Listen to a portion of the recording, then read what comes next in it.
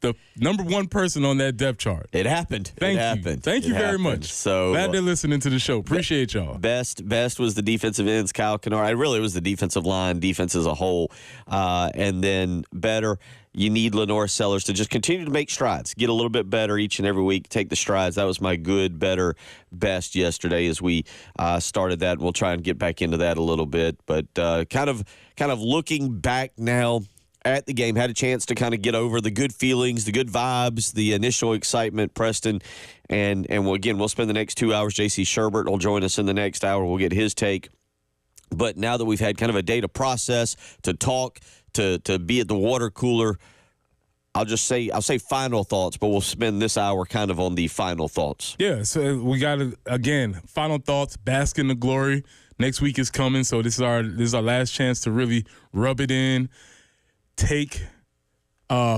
Bask in all the goodness that was on this past Saturday. We'll look at some of the grades. We'll look at the offense and defense, see how both sides played, what that means moving forward. But this is, this is our last day to sort of move on before we get to LSU. Yeah, I think technically, what was Lou's rule on y'all moving on? Was it 48 hours, 24 hours? Yeah, we had a 48-hour rule. Okay. You know, we'd have a 48-hour rule. 24 of that was partying and recovering, and then another 24 was film, and then we'd get back into game mode after that. So we'll kind of do the film session today, as you said, with some grades and reviewing particular positions, particular players that graded out very well. We'll let you get into the Dylan Stewart grade a little bit this morning after, if I remember correctly, he graded in the Old Dominion game around a 97. Yeah, it was outrageous. He broke the curve. Yeah. He was the one that everybody looked at. Come on, Dylan. Do you have to do so good? We're down here thinking we're doing well with our 70s, and you want to go out there and get a 97. Get out of here. Way too much studying for him. Teacher's pet. Yeah. So we'll get into a lot of the grades here this hour. JC Sherbet will join us in the next hour, and we'll get into what he saw, what he observed, and then what he thinks. And then at 8 o'clock, I'm ready. Because, yeah, it's a big game this week. Maybe, just maybe. Well, I'll tell you what the maybe might be at 8 o'clock, and we'll get into that. We'll move forward with that. 803-404-6100 is how you can join us this morning, whether you want to do so via the text line, good, better, best, or if you want to join us via the phone line. And, yeah, I go back. This is a text from yesterday. I will say this at the beginning. Sad day yesterday. James Earl Jones, the passing. 93 years, a great life. Good An run. absolutely great life. But, yep, that was kind of affected me more than I thought yesterday. I didn't realize maybe how much James Earl Jones had an impact on my life.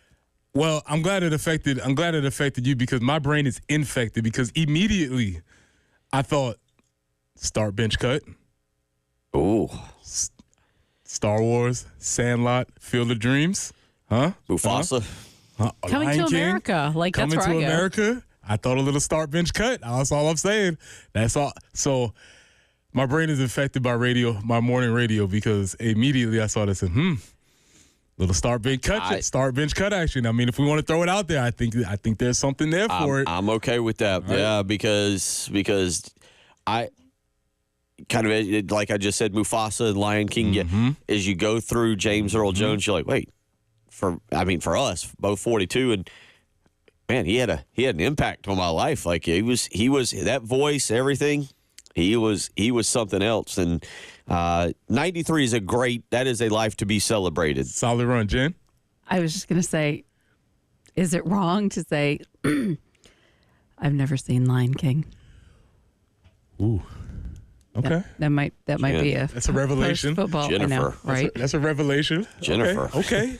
The good news is it's not too late. It is not too late. All my goals are in front of me. Wait. Jennifer. No spoilers. No spoiler alert.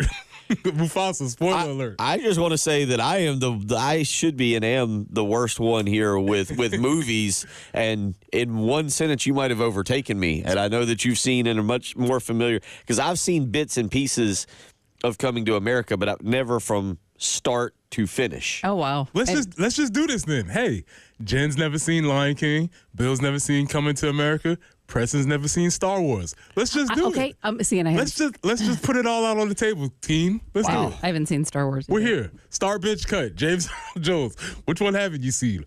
Yeah, there you go. Yeah, that you know it, that you're familiar with. That's the other thing. All three of us are like, oh, we're familiar with that movie. We just haven't watched it. But, yeah, that was a life to be celebrated yesterday for him. But, yeah. What a gift, and used it to his fullest, you know? Yeah. That's awesome. Yep. So 803-404-6100 if you've got a start bench cut on James Earl Jones, which a couple of you text away said, "Ooh, Jen, it is very, very wrong." Yeah. I know. No spoilers. Yeah. There you go. 803-404. Hey, he was also in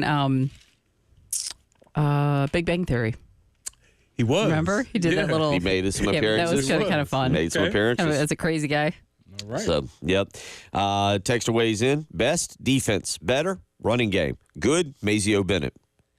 Solid choices there. Well, I mean, we're gonna definitely get into this, but I would say Mazio might have been better than you think. He graded out the highest of wide receivers. Okay, we'll get into some grades coming up in the next segment. Let's get out to the phone line. Gamecock Larry wants to weigh in. Gamecock Larry, how you doing this morning? Feeling good. Got Kentucky behind us, LSU in front of us, but I ain't worried about it. I'm gonna sit back, listen to all. I know it's going to be some people calling down in the Gamecocks. Oh, they done okay. I'm just going to listen to you, but I'm going to pump it to you Thursday morning. I'm going to tell you what's going to happen Saturday, game day in town. But I want to say something about my health care. I mean, I know you get tired of me talking about my health care, but they got me in some kind of program. And yesterday, the director of AA, you know who I'm talking about, AA, sent me my former nurse out here. She's a Gamecock through and through. But they had another nurse with her, and when she walked in that door, I looked at her, and she happened to look up there and see my Gamecock hat up there, Gamecock helmet up there on the top shelf. And I could tell she was a Tiger. Tiger D, let me tell you something. I don't know how in the world Gamecock Dean ride around with you all day. But I'm going to tell you, don't never sell a Tiger to Gamecock Larry's house. If you don't have one that is a Gamecock, no, Tiger D, I'm just joking. But I want to tell you, we're going to go. We're going to do all right. And I'm going to say 12-0 in 2024. 2 down, 10 to go. 12-0 in 2024. Go Gamecocks. That's the story. I'm sticking to it. Till we lose one, then it'll be 2-10-1. Go Gamecocks. Talk to you later. Love all y'all. There you go. 2-0 and sticking to his story and going undefeated. We'll talk about that. We'll get over that second victory for the Gamecocks this past season.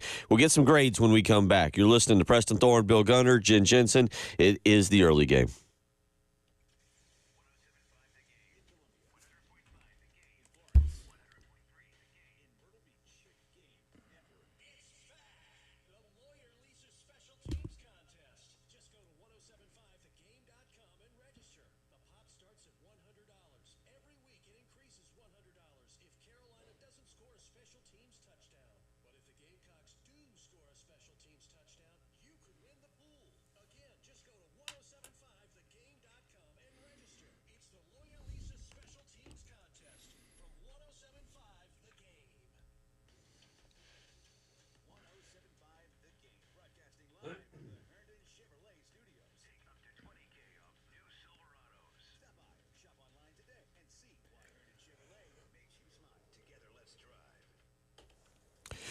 Oh, it's a big weekend. Not just because there's a football game. Today, my daughter turns 15. I don't know what to do at 15 with a 15-year-old daughter. We're just going to celebrate, and it's all going to start by making a trip to Old Timey Meat Market. She loves a good steak. She likes their Italian chicken skewers. She enjoys their salmon. And at Old Timey Meat Market, in their 3 locations, you can find all of that. And I encourage you to get out there, because this past weekend we went with the oysters and we went with the red snapper. And that's the thing about Old Timey Meat Market. It's just not steaks and chicken. They have an incredible selection of pork. Again, I mentioned the fish, oysters, and you know what? They even have breakfast items like Southern-style biscuits, thick-cut bacon. You can go for snacks like chicken salad or pimento cheese. Old Timey Meat Market has it all. That's why the Gunner family is always visiting the Lexington location. You can stop by the St. Andrews Road and Irmo location or the South Congaree location. You got to get your meal ready for tailgating this weekend. I got to get it ready for a big 15-year-old birthday. Visit Old Timey Meat Market today. Tell them Bill Gunner sent you.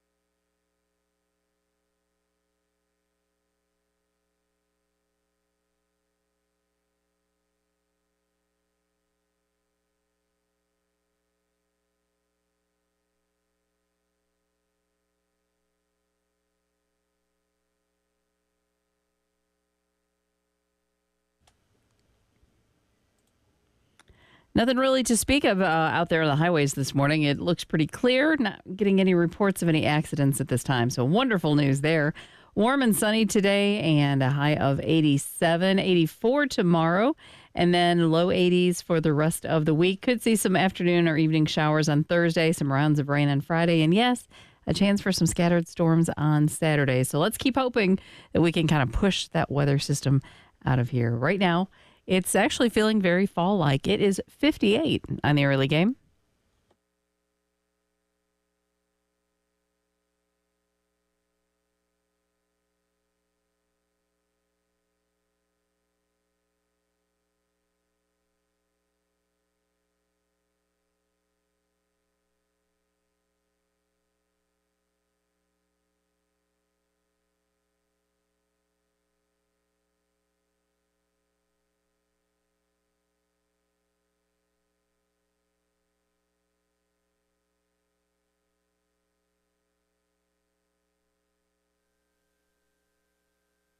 I know you have been inconvenienced, and I'm prepared to compensate you. I like it. Oh, yeah. Oh, rest in peace, James Earl Jones. What a life well lived. What a career as well. So I can sense Jen's got a path we're going to go down this morning. Let's do it. So Could be fun. Let's do it. 803-404-6100 if you want to weigh in.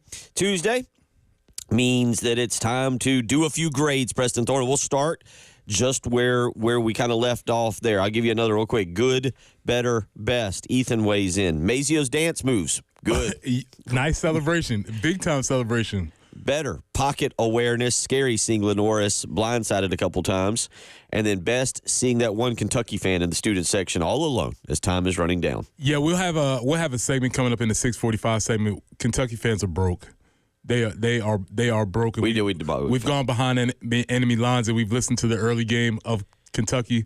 Not good. But yeah, I agree with all of those assessments, especially the Lenoris pocket awareness, timing, and maybe something along those lines, because it felt like a couple times we could all see it at home that he was about to get hit, and it looked like he had no clue that the pressure was closer than it was. Well, let's start with Mazio Bennett there, and then we'll go to Lenoris. How do these grades look? All right, so look, Mazio Bennett graded out the highest of the wide receivers.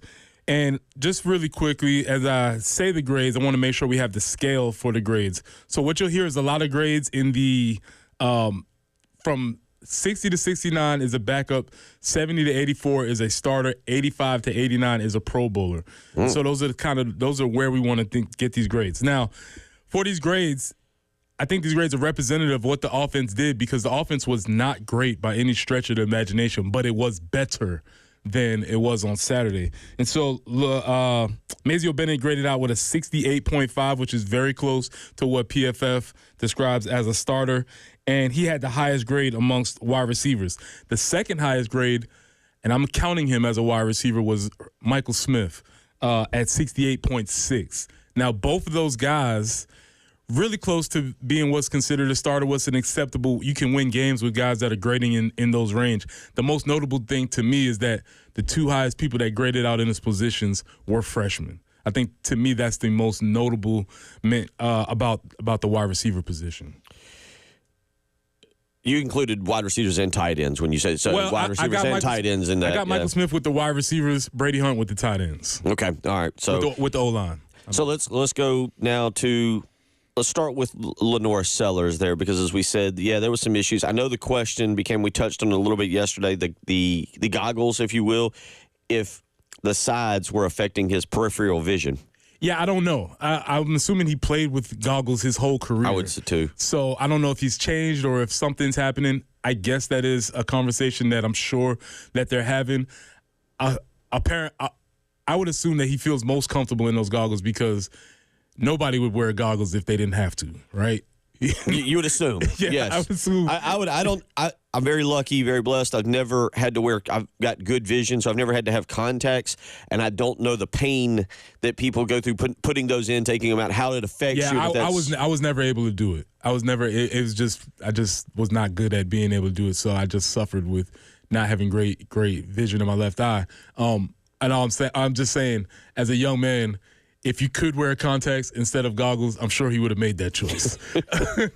So he's worked with that. I don't know if that's something to do, but it did. There may be some conversations about that. Okay. But Lenoris did not grade out very high, even though with our eyes he graded out at a 50%, which is not good.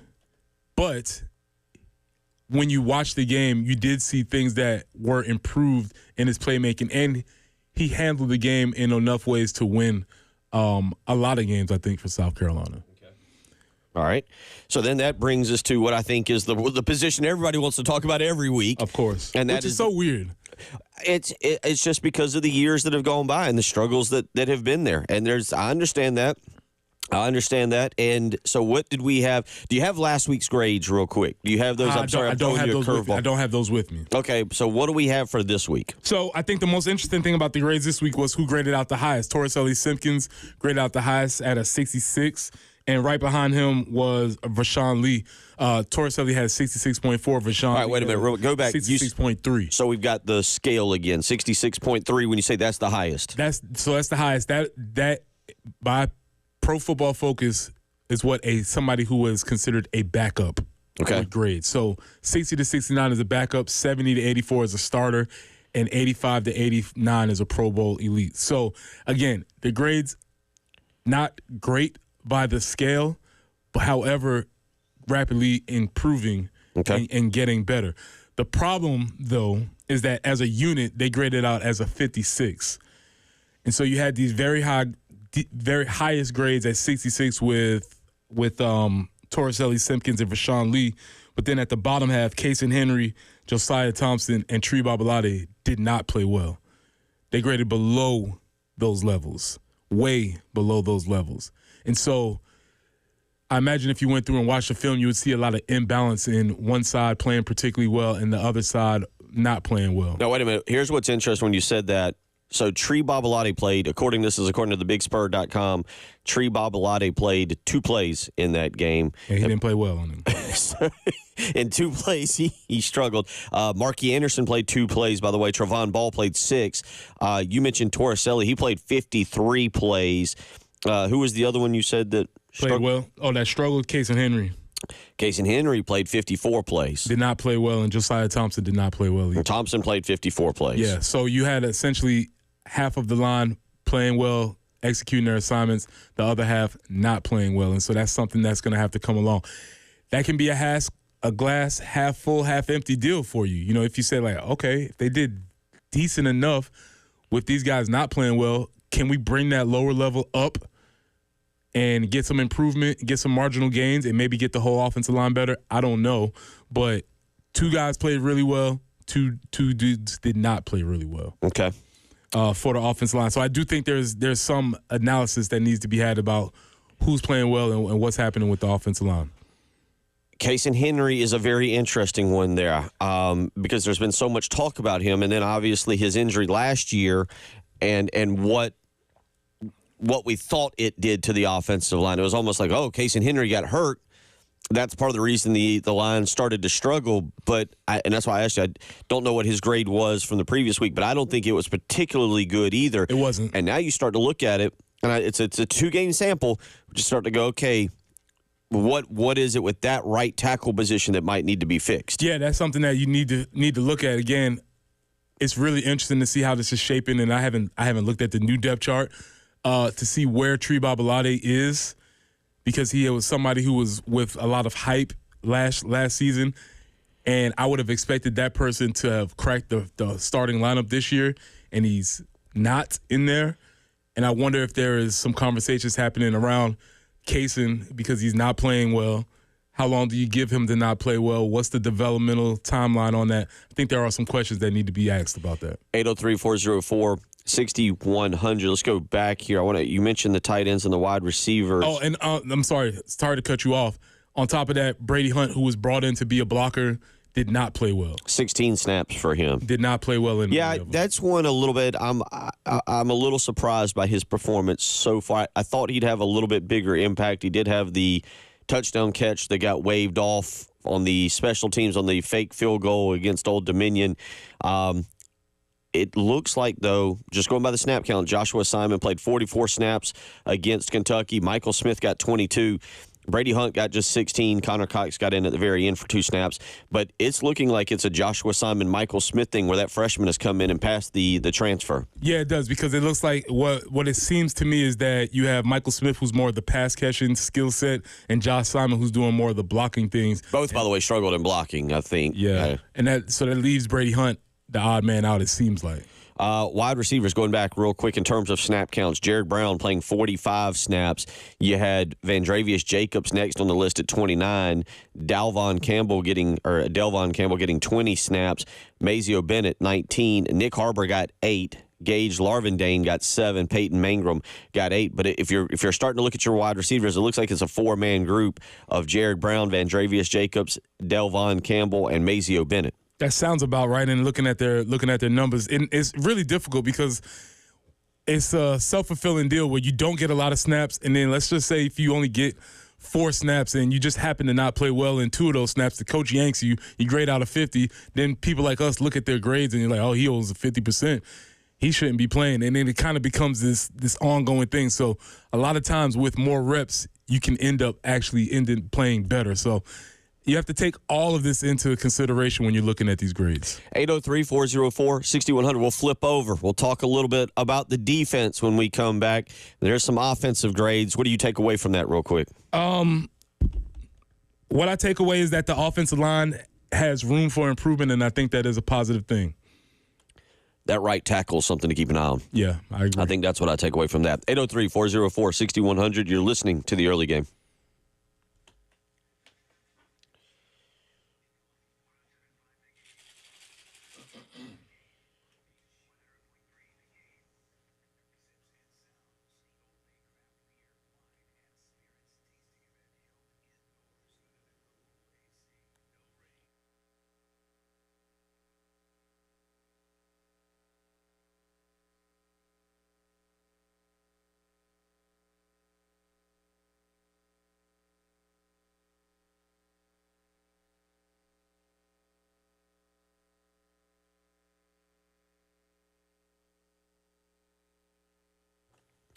Bill Gunner for the Mortgage Guru, Jacob Crowder with First Palmetto Bank. Right now, if you're in the market to purchase a new home, you need to be checking out all your options, what interest rates are available to you. And if you're thinking about purchasing in Richland County, right now, the Mortgage Guru, Jacob Crowder and First Palmetto Bank have an incredible offer for you. It's called the Community Reinvestment Product. And right now, you can get a 4.99% interest with a 5.075 APR on a 30-year fixed mortgage. You heard that correctly.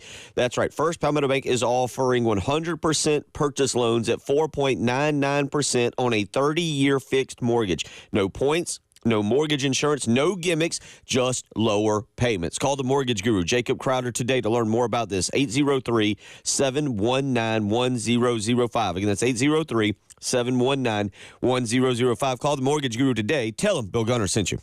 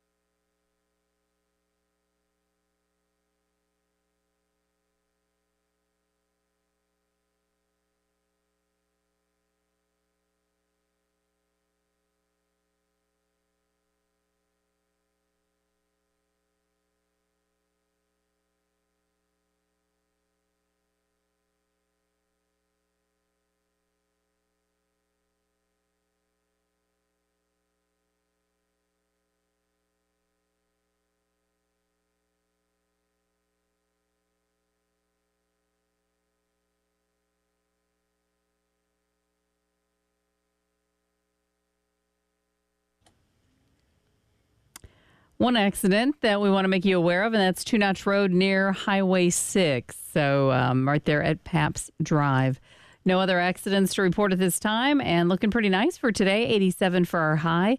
Going to hit about 84 tomorrow, and then low 80s for the rest of the week. Could see some afternoon or evening showers on Thursday, some rounds of rain on Friday, a couple chances for scattered storms on Saturday. 82 for the high on Saturday. Right now, feels a little more fall-like. Might want to grab a jacket. It's 58 on the early game.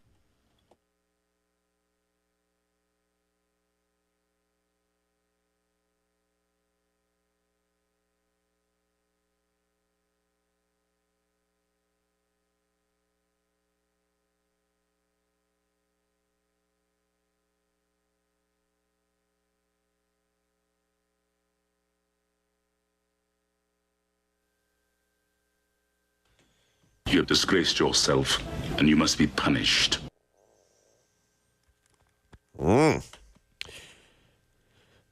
Start. Patriot games. Bench. Field of Dreams. Cut Lion King. Texter weighs in. You're not missing much, Jen. Ooh, That's a strong take. opinion at 6:35. Strong take. Wow. Strong take. It was a tough win there. Patriot games. Okay. Mike weighing in randomly, have the urge to rewatch Field of Dreams last night. Then James Earl Jones passes. Weird. Yeah. Why? Yeah. Why? Did you just feel like crawling up in a ball and crying? What were you doing last night? Oh. And Coming to America was on twice on Sunday, I believe. Yeah. So it was just, very odd. Brandy in Blythewood weighs in. Loved James Earl Jones as the voice of Mufasa in The Lion King. See, we have a diversity of opinions on the show. Thank you. He and Barry White should have recorded an album together. That would have been amazing. It's all about that bass. I have to share with you my favorite Barry White clip of all time. Oh boy, it's not suitable for the air. Oh, nice. Yes, you and radio will love it. Excellent. Gotcha. 803-404-6100. So the previous segment we talked about the offense and the grades. Real quick, going back to it, what we take away from that: Mazio Bennett getting better, becoming a bigger part of the offense, and again, the offensive line still struggling. Not a shock there, but it is interesting. Again, to me, that right tackle position, and I become more. I don't know if intrigued is the right word, but I become more interested in watching Case and Henry this weekend against that LSU defense. So let's flip over to the defensive side, Preston Thorne. Well, flipping over to the defensive side, I think the biggest, let's go, if we could stay with good, better, best, the best grade was Nick Emenwari, seemingly returning back to form, graded out at a 91. Oh, wow. Which, if we hear it in 91, we're talking elite level. This is high grade drafts status. So Nick Emenwari graded out at a 91. The defensive backs as a whole had the best grade, but I think the defensive line was probably the best group, the most consistent groups. They didn't have the high of Nick's grade to balance them out, but they had everybody except one person graded in the high 60s for the defensive line. So the highest grade was for the defensive backs, but the most consistent grade was defensive lineman. Well, you being a defensive lineman, I think would agree. It's you guys that make those secondary prima donnas look good, right? Because you get after the quarterback. And, there is something to that, for sure. There is something to that. And you can sort of expect defensive linemen and offensive linemen, for that matter, their grades to be a little bit lower because every single play is a make or miss, whereas defensive backs, sometimes they get a plus just for dropping into their zone. Right. You know what I'm saying? Or just running down the field with somebody, they'll get a plus for that. So overall, the defensive line played well. I think one of the things that's most encouraging about the defensive line play is DeAndre Jules. Yeah. He graded out at 69.8, had 5 tackles, I believe, and played very well in what seems to be a role that's developing as the first man off the bench. He's a bigger guy, so I don't think we're going to expect a whole lot of snaps out of him, but when he's in the game, he seems to be playing very well. Real quick, focus, by the way, DeAndre Jules in this game, 25 snaps. That's probably about right. That's about what he should be at. Monkel Goodwine played 15, so you got the 2 transfers there. TJ Sanders getting 28 snaps. Alex Huntley getting 30. Tonka Hemingway getting 37 and leading that defensive line group. But what I see here is something that Shane Beamer talked a lot about at SEC Media Days in particular, and that is depth along the defensive line and being able to rotate these guys. Let me go through the list real quick and then get your thoughts on this. If I'm just focusing on the interior guys, let's do that. Sanders gets 28. Jules gets 25. Huntley gets 30. Hemingway gets 37. And Goodwine gets 15. That's a pretty balanced group throughout that game to be able to get those snaps in. At the edge position, rushing the quarterback, Gilbert Edmond gets 25. Brian Thomas gets 25. Gilbert Edmonds gets 24. Brian Thomas gets 25, one more snap than Dylan Stewart, who got 24. Kyle Kennard got 35. And then you were able to throw in the fifth guy, Desmond Umizulu, who got 19. That's a very good balance of rotating guys in and out. And it lines up with the way we think those players should be playing. The way Kyle Kennard, we assume Kyle Kennard should get the largest amount of snaps because he's the oldest, he's the most durable, he can handle it. Dylan Stewart, while exceptional, he's still a freshman. The wear and tear, the pounding on his young body would probably dictate that he gets a fewer snaps. But what was most impressive to me about what Travian Robinson did and what they've done is they did rotate, but when they rotated, you would see the second group in there when they could steal some snaps for the first group. There was just a very nice, smooth rotation that the defensive line did, and that was one of my biggest complaints that we had with the previous coach that was here, is that the rotations would be all over the place. You would have the first group in downs where it didn't matter, and then you would get towards the goal line, and you would have the second and third groups in. And it's like that's not how you want to rotate those dudes. So they're doing an excellent job right now of using the defensive linemen. Again, in particular, the really big fellas, the guys on the interior. I mean, when you see that it's Sanders gets 28. Now, mind you, game got a little out of control late, obviously, so you could steal some snaps, get some guys in there.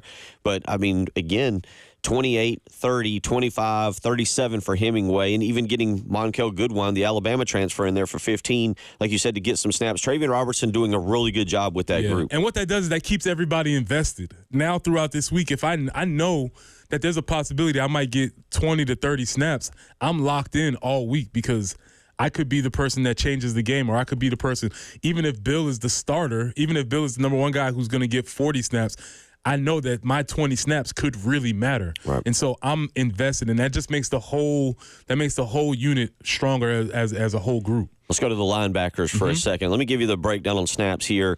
Debo Williams leads them with 36. Bam Martin Scott got 34. Old man Knight, Demetrius Knight, gets 30. Bengali Kamara gets 23. Fred Johnson, the freshman, gets 18. And they were able to get Mo Kaba in there. We got a text in asking about him. Yeah, I think anything you get out of Mo Kaba is great. He did only play 5 snaps, but it's good to see him get back out there. Yeah, it seems like he's going to be towards the back half of the rotation, and maybe that's a deal where they're still bringing him along. He's still recovering from the injury, and maybe he'll never, hopefully, as it looks, he'll never be the starter with this group, but he'll be able to provide some depth with that is concerned. But Bengali Kamara played very well, 76.2 grade, the second highest grade. And then I had Brian Thomas Jr. as a linebacker also, and I'm not sure what we're doing with him.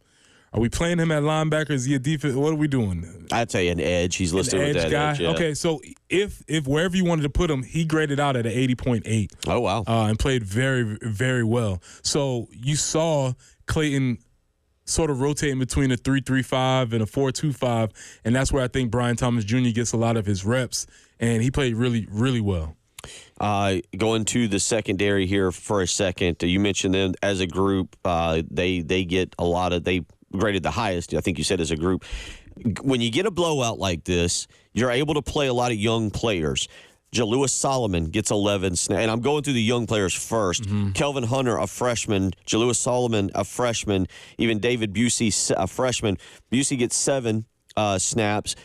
Solomon gets 11, and Kelvin Hunter gets 10. Now, your main guys, Judge Collier got 41, Nick Ebenwari at 47, O'Donnell Fortune 51 snaps in the game. Jalen Kilgore was the leader in snaps, 58 snaps for him, and then Vakari Swain, who had some really nice moments, with 33. So I think what's interesting about the DBs is that obviously you had Nick with a very high, outstanding grade. At the bottom of the grades was DQ Smith, but his grade was still serviceable. He graded out a 64. And so there was no major bust. He didn't have the major issues. You didn't hear his name called in a negative fashion all game. And so if we can just push the bottom of that group up, that seems to be bode well for the whole unit playing good. Overall, again, this is what a blowout does. You're able to get snaps for young guys, and obviously with the new rules, preserve their red shirts if you want to do that. Guys like Solomon, who expects to play. Peyton Williams, coming off of that injury from last year, got 10 snaps in there. Gerald Kilgore, brother of Jalen Kilgore, transfer, got 7 snaps as well. What a cool day for their parents. I saw the picture his dad put up of having both of them. He put it on X. That's cool. Twitter. So, really cool. We'll come back. We broke Kentucky.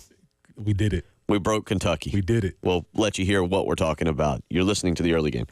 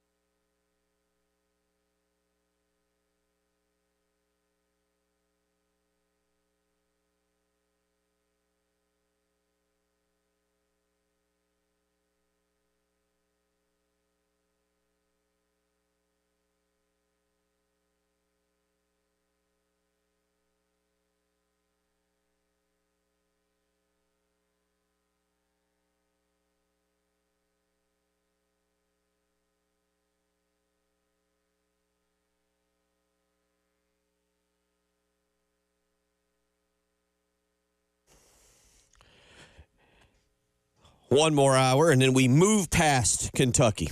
We're going to do one more hour of Kentucky with J.C. Shurburtt, get his final thoughts. Really be about 30 minutes because then we'll get his thoughts starting in the second half of the 7 o'clock hour on LSU and what South Carolina's got to do. But it was a rivalry week, Preston Thorne. And if you didn't think it was a rivalry week, if you've read anything or heard anything from Kentucky, you now know they viewed it as a rivalry. I had my words from yesterday. Embarrassing, disgraceful, disastrous, suffering. We lost hope. So, yes, they were not excited or pleased with the results. It was, yes. It was, listen, it is South Carolina will play them again next year. It'll be here. It is a rivalry. Embrace it. Because if it wasn't a rivalry, you don't get emotions like this after a loss. Here is what is this? So this is Louisville 680, I believe. Yes, this is a Kentucky fan calling into a Louisville station, which we understand what the equivalent of that would be, and basically he is Chris from Richmond called the Diener Show. Yes. Here is a call into to a Louisville sports radio station, but it's a Kentucky show. Here is what that phone call sounded like. Let's go to Chris up next. Chris, welcome in. Good morning. What's going on? Happy Monday, Diener. Chris from Richmond. Oh, it is. Here we go. The floor is yours. How was your Saturday? We are officially on the clock in Lexington, Kentucky. It's T-10 for Jeff Ruby's favorite son, big fat boy, Stoops Troops. After the debacle, and I mean, that was Bill Curry-esque over there in the Indian burial ground Saturday afternoon. I have never been that embarrassed in at least, a couple of years. I mean, it's Kentucky football, so what is it? You got Fat Boy over there pulling in $750,000 a month. You have compiled in your 11-plus seasons at Kentucky, a hefty record of 2-28 against SEC teams that finished with a winning record. And you are still standing over there looking stupid on my sidelines after all this. Not to mention the fact that just a couple of short years ago, you had to vacate the entire season because you had a six-figure no-show thing working for you. I got to tell you, my head is just exploding. I mean, you combine Mitch Barnhart and Fat Stoops, and this is what you get. Diener? Yeah? I've always said that going to the Indian Burial Ground is the worst experience anybody could ever endure. We did it. We did it. We broke Kentucky's fan base. And I feel like this is going to be a segment as moving forward throughout the year. If we keep winning games, we're going to have to keep spying in on enemy territory just to hear what they say. Because can you imagine what the aftermath is going to be if when we beat LSU this weekend? Do you know what LSU radio is going to sound like? I can't wait. It'll be, but it won't sound like that because they don't view this as a rivalry. They'll say we got upset. There you go. I'll never forget your senior year, 2004, and this is what it'll sound like because it was one of the greatest things I'd ever heard. In 2004, y'all went down, and you really didn't just beat Alabama. You kind of mauled them. Yeah, we beat them up. I think it was 20-6 was the final. Savell played quarterback. And it wasn't that close. Yeah, it wasn't. It wasn't at all. And I'll never forget being in the parking lot afterwards and throwing the football around, hanging out with college buddies, and we were listening to the post-game Alabama radio show, and people calling and going, changes. I don't know where. I don't know what. One guy called in and was like, we got to change our uniforms. Like, they didn't know what had happened. South Carolina had come in, lowly South Carolina, had gone to Alabama, gone to Tuscaloosa in 2004.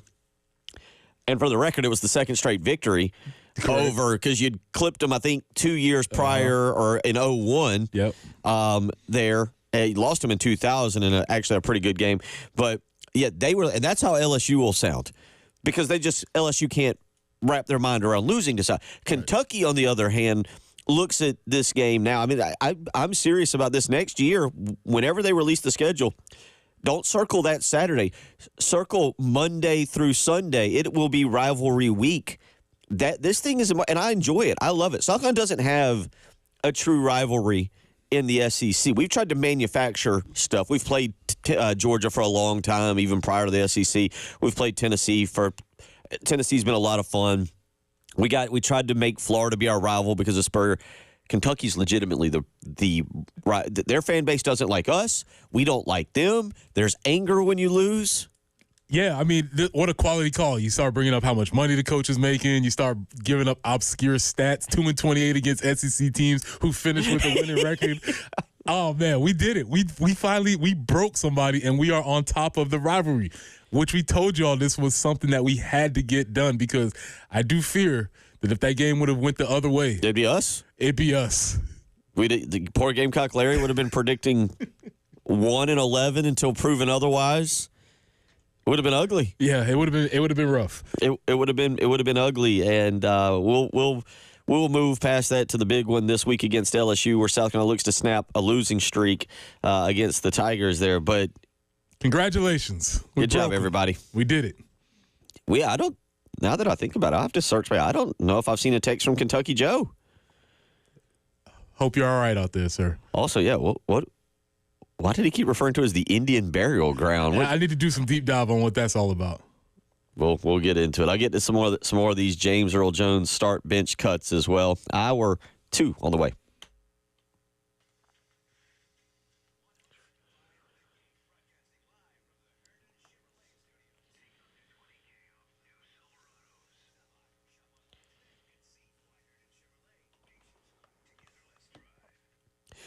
Bill Gunner for Love Chevrolet, I-26 in Harbison between Lowe's and Frankie's Fun Park, where the deals never end. That's right. Whether it's the $1,000 low price guarantee, whether it's one of the spectacular fall deals that they've got going on, when you visit Love Chevrolet, you are guaranteed to find the absolute best price of anywhere here in the Midlands. That's why Love Chevrolet has been the #1 volume Chevy dealer here in the Midlands, and that's why they will continue to do that. Not just because of the great prices, also they have an incredible selection of vehicles, 14 acres to walk around and choose from. And you know what the best part is, and why I love being associated with Love Chevrolet, is because of the family atmosphere. The great salespeople that are there, that are so friendly, so knowledgeable, ready to make sure that you are comfortable with that next big purchase. So visit Love Chevrolet today. Check out the great deals, and together, let's drive.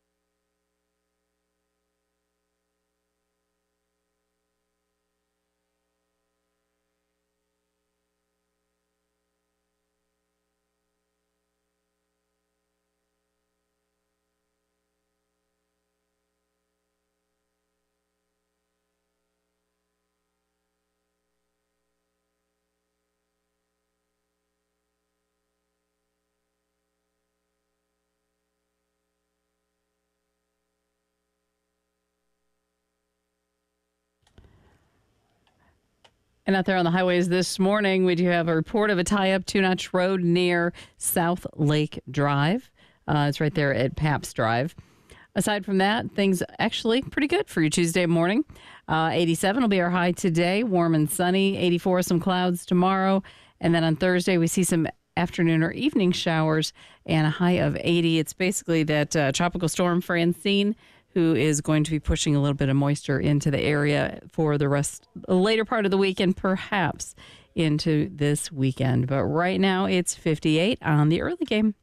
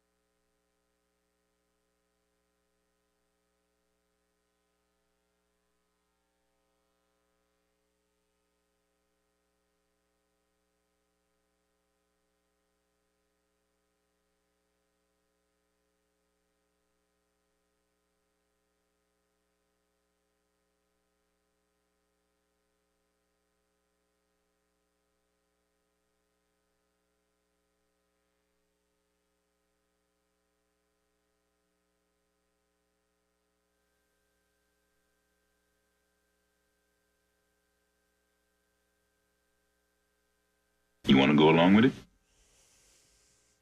Oh, I don't know that one, actually. I don't either. I didn't know that one either. Can somebody? You want to go along with it? That's good though. You know who it is. You might not know what it is, but you know who it is. You know who it is. You definitely know who it is, and that's what makes it great as we go through the morning.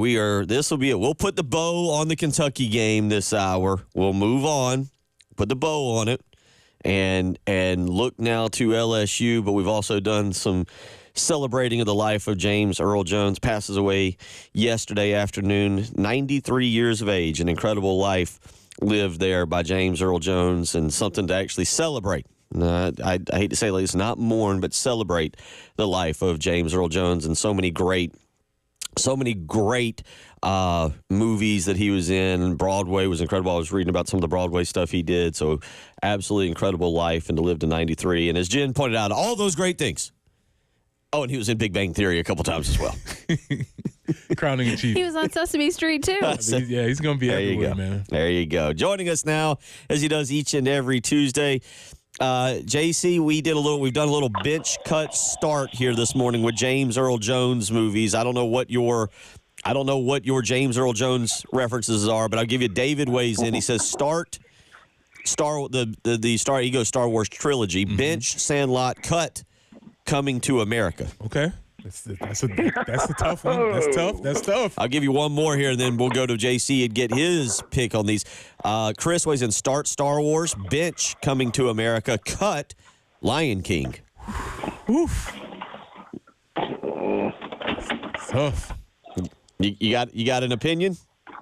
I think there's a little anger at Disney in there with Lion King. I still like that movie. I'm not going to start Star Wars. I'm going to bench Star Wars. Just because he's a voiceover. And so that's a difference when you're talking about acting. I'm gonna start Field of Dreams. Mm-hmm. I'm going to bench Sandlot. And I'm going to cut Summersby.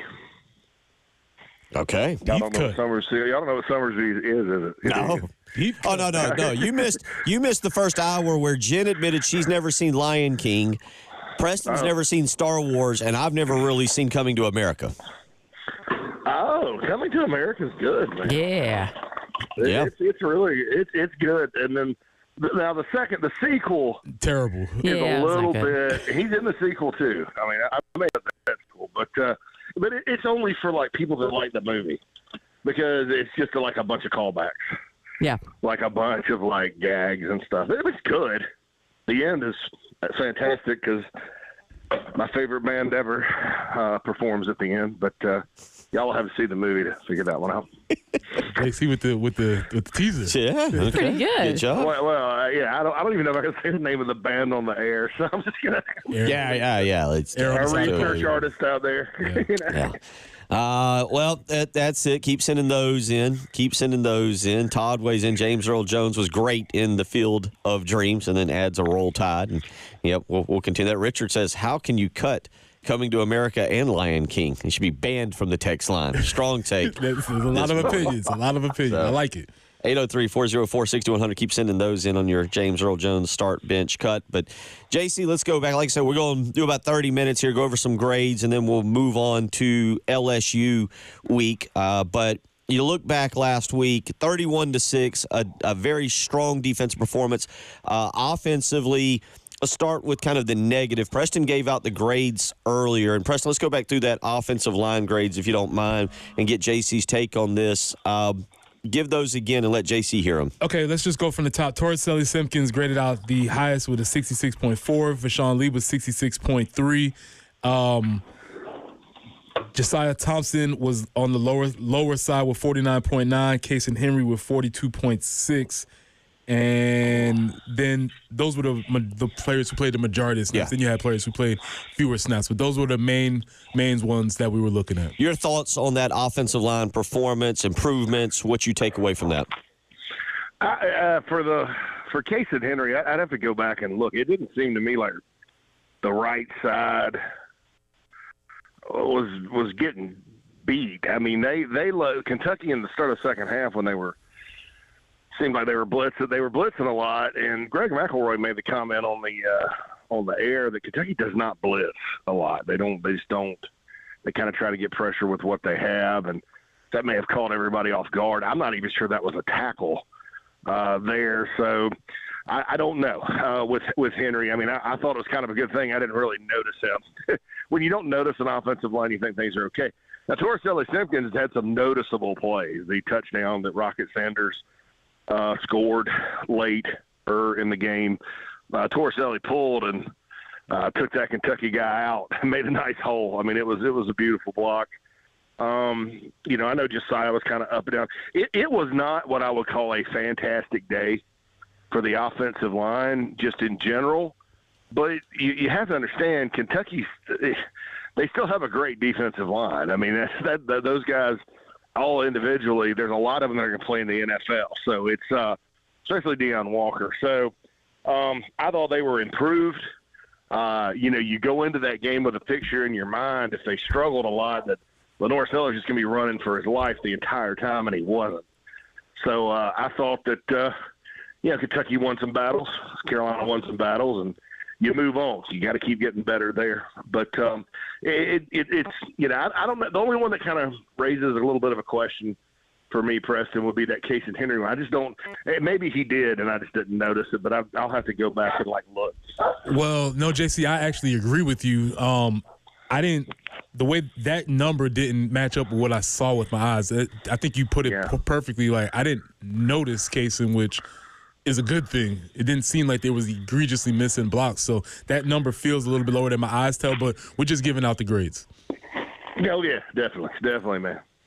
Your thoughts on the development of Lenore Sellers in week 2? I think we saw some things that he's got to get fixed, obviously ball security and kind of picking up some blitzes. But I think you also saw him make some strides in terms of throwing the football, kind of taking his time in the pocket, not taking off and running. Didn't run it near as much, obviously, as he did 2 weeks ago against Old Dominion. But your thoughts on his progress in week 2? Well, I think everybody that thought he couldn't throw the ball like Desmond Howard probably needs to eat a big old plate of crow today. I mean, shoot, that touchdown pass to Josh Simon was a thing of beauty. I think with the most important pass of the game was, I think it was the first play or the second play of the touchdown drive, first touchdown drive. It was only a 4-play drive, so I think it was the first play. He drops back. He's got a good pocket. He fires the ball between 3 or 4 defenders and hits Jared Brown in the hands, and Brown held on to it. First down.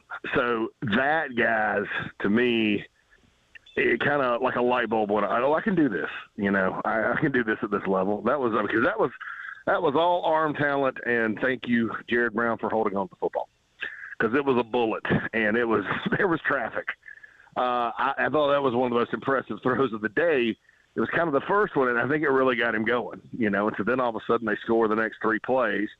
Dallaloggins helped him out a lot with some of those plays where they were just wide open guys. Great job studying film there, because those guys were schemed open. Kentucky's defensive backs bid on some things back in the backfield. But, somebody that can't throw or that's not ready to really go play at this level, got a wide open guy down there sometimes, and they got an arm strength like Lamar does. There's times where they'll just launch it into the stands. I mean, we've all seen it at other schools. So I thought passing game, they were going to need the passing game to win the football game, and they got enough to do it.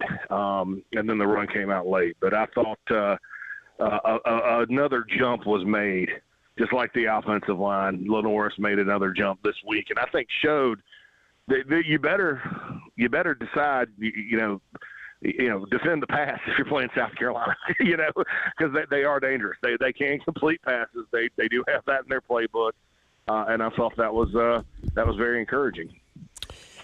We'll get to the defense in the next segment, but one thing we did not get to is the grades for the running backs, in particular Rocket Sanders. And it was a week where Rocket maybe didn't get the carry. Well, obviously 24 carries against Old Dominion, just 13 this past weekend. But it was a productive 13, I thought. I'm going to be interested to hear the grade on this. 54 yards for him. Maybe he could have had the long touchdown run. He doesn't get that, but he gets the short one. I think it was 6 yards. But what was his grade there for his performance? 62.2. So above average, or right at serviceable. You can win with that. Preston, I'll start with you, and then I'll go to JC. Is Dallaloggins, you think, still trying to figure out how to incorporate Rocket and Lenoris in the run game together? Yeah, obviously. He's still tinkering and figuring things out of what he wants to do offensively.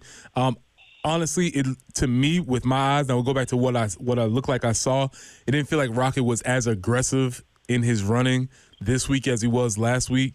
Felt like he was a little bit timid at the hole, so he probably needs to tighten that up. But he's obviously going to be a weapon for this offense. JC, how do you see right now them continue to try to mesh Rocket and Lenoris in terms of the run game? Oh, it's meshed. I think Kentucky was probably taking away, maybe the zone read. I don't know. I expected the zone read to come out today. I really did. I mean, Saturday, and it did it all. So it looked like early on he didn't have a whole lot of running space. They were trying to maybe go between the tackles. I don't know if that's to soften up Deion Walker and those guys. I don't know. Kind of, there just wasn't a lot of room. But I think in that situation, in that kind of game, what you hope for is, okay, you're not running it all that well first and second quarter, third, but then by the time the game gets down to the crunch time, those holes come open, and they did.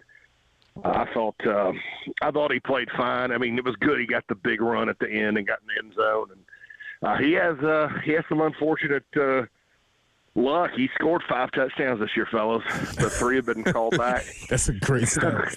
in 2 games, they've shot the 5. They've signaled touchdown 5 times for him, but 3 of them have been called back. But he didn't really. He wasn't much in the passing game or anything like that on Saturday. That was a little bit of a surprise, but I think they had a distinct game plan to where they were going to attack up the sidelines against that secondary, confuse them a bit, and get people wide open, and that obviously worked. So, maybe it just wasn't, that term that you take what the defense gives you. I don't know that with Deion Walker and those guys that they necessarily were giving Rocket a whole lot of room to run. Because when you come in that game, if you're Kentucky, that's who you want to stop. You're going to key up to stop him. So, I think the Gamecocks, there was some element of surprise there, I think, with how the Gamecocks elected to attack the defense. 803-404-6100. Want to remind you, September is Hunger Action Month, and the game and Hardee's are teaming up for the Hardee's Roundup. Just go to your participating Hardee's and round up your bill to the nearest dollar amount.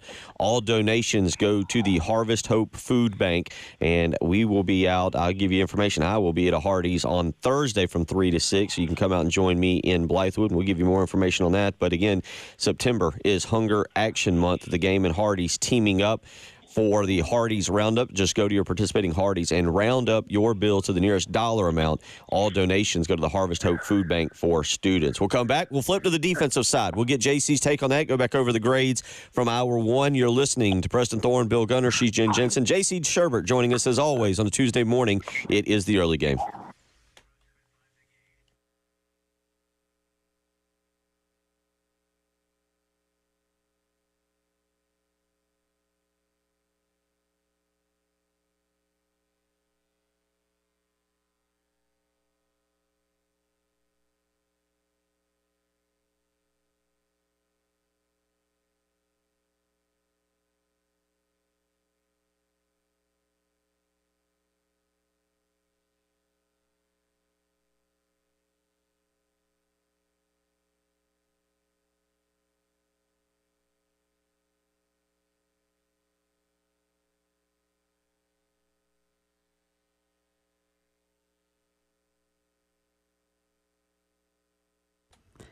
Hey, it's Jen for CHW Cabinetry in Lexington, locally owned, women-owned business. We had demolition we had to do in our kitchen, and we had to get some new cabinets installed, and they were so good for us. They helped us get everything laid out, the process as far as picking out some accessories, then that photorealistic rendering helped us pull the rest of the kitchen together. When it came time to installing the cabinets, I'm telling you, it was a great experience. They were efficient. They cleaned up after themselves. The things that you would expect but don't always happen, they happen with CHW Cabinetry. They also have options of replacing things in your closets. Maybe those wire hanging racks, you don't really care for those. They can make things more functional in the kitchen. Also, as far as the pantry is concerned, they replaced a cabinet in our bathroom recently. And again, another great experience. Looking to make some updates in your home? You need to check out chwcabinetry.com or call them at 803-520-6837. Be sure to tell them Jen sent you. CHW Cabinetry, passion from inspiration to installation.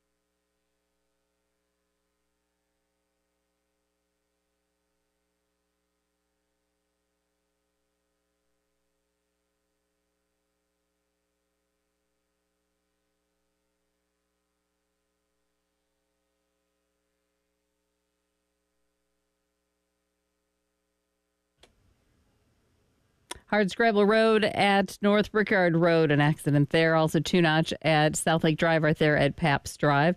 Also, a report of an accident. Forecast pretty good for the next couple of days. Warm and sunny today, 87. Some clouds tomorrow, and 84. We go to the low 80s for a few days after that as we get a little bit of activity as far as rain is concerned from Tropical Storm Francine. So a little bit of rain on Thursday, Friday, and potentially on Saturday as well. But right now, it's overcast and 58 on 107.5 The Game.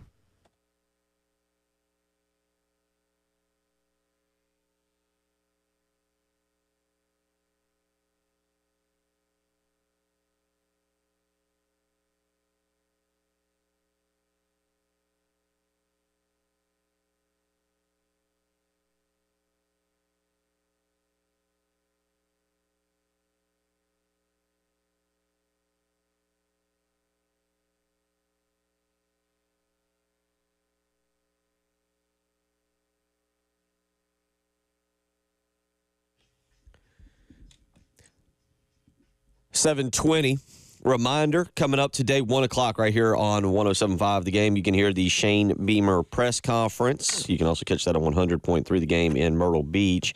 And we will hear what Coach Beamer has to say as it pertains to any final thoughts on Kentucky.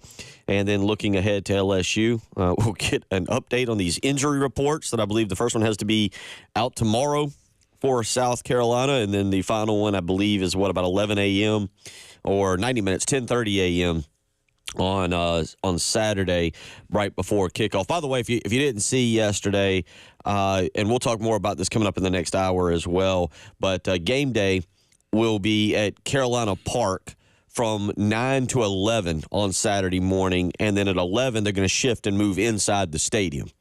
So that'll allow everyone to get in and be a part of the festivities there leading up to 2001 and kickoff and everything. But Gamecock Park will host game day. And then at 11 a.m., they'll give us the sappy segment that makes all of us cry on something or somebody, and they'll shift themselves onto the field inside Williams-Brice Stadium. So kind of be prepared for that on Saturday if you're making plans for game day. Now, a reminder, though, Shane Beamer will speak today right here 107.5 The Game at his weekly Tuesday press conference. So as we roll along, kind of our final segment looking at Kentucky, and then we'll get JC's thoughts looking ahead to that LSU game. But let's switch over to the defense where JC was another strong performance. I don't know. Real quick, Preston brought this up last week after Tuesday. Your opinion, what is or how good, what is Brock Vandergrift? Because in this day of quarterbacks and transfers, that's not a performance he's going to want to put on his highlight reel. Living off those 5 stars, my man. I mean, it's like I say it all the time. You're not going to have somebody do surgery on you if he was voted most likely to succeed for his high school class. We've all been to high school. Those were great days for some, not so great days for others, but they're way in the past. And to me, college was more defining, just to be honest. But he's done absolutely nothing. He did nothing to warrant the hype or big NIL money, nothing. It wasn't like he was just at Georgia and, oh, we got Carson Beck and he wants to go play. He was third, fourth team. And they brought, I just, now he's got some tools. He hasn't played a whole lot. I mean, arguably he was just as experienced as Lenore Sellers coming into this season as far as playing time goes. He's been in the program. But he's got a ways to go. And he clearly was bothered by the pressure. And in fairness to Brock, I'll say this. I don't know of too many quarterbacks that are going to have a great game when they're under that kind of duress all the time. And nothing Kentucky did. I mean, there was one time they tried to block one of Dylan Stewart's highlight plays. They tried to use 3 people to block. It was a triple team. And he just split them and chased Vandergrift all the way across the field. And eventually he had to just unload it and almost got sacked. So I'm not going to sit here and say Vandergrift was that bad, and that's why South Carolina was so good. You got to give Gamecocks credit for doing what they did. But I never really thought, I thought it was all potential.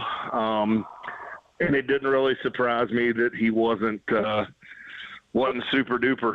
And really, outside of Will Levis having a few shining moments, none of these transfer quarterbacks Kentucky's brought in have really done much.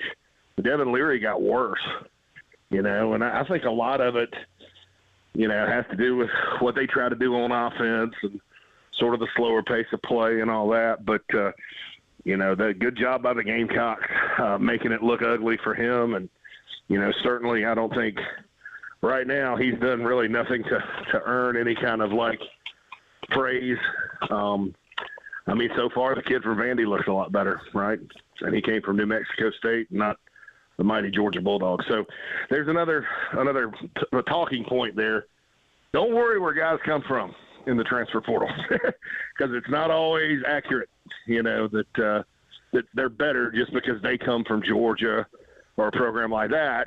Because sometimes you get a kid from New Mexico State that's better. Transitioning over to South Carolina side of it, Preston brought up the grades. I looked at the snap count. I know he's an alumnus. Is that right? Travian Robertson. This is a guy who last year I thought really started to do a good job with that interior defensive line. I believe it was back-to-back weeks where it was T.J. Sanders, I believe, and then Boogie, I think, that won SEC Defensive Lineman of the Week. You look at what he's doing with them. JC, how does this pay off in the future with either defensive line recruiting or continuing to improve that defensive line, which we know has to be good in the SEC? Well, yeah, I don't think anybody Travian's been able to coach. He has a track record, at smaller, albeit smaller places.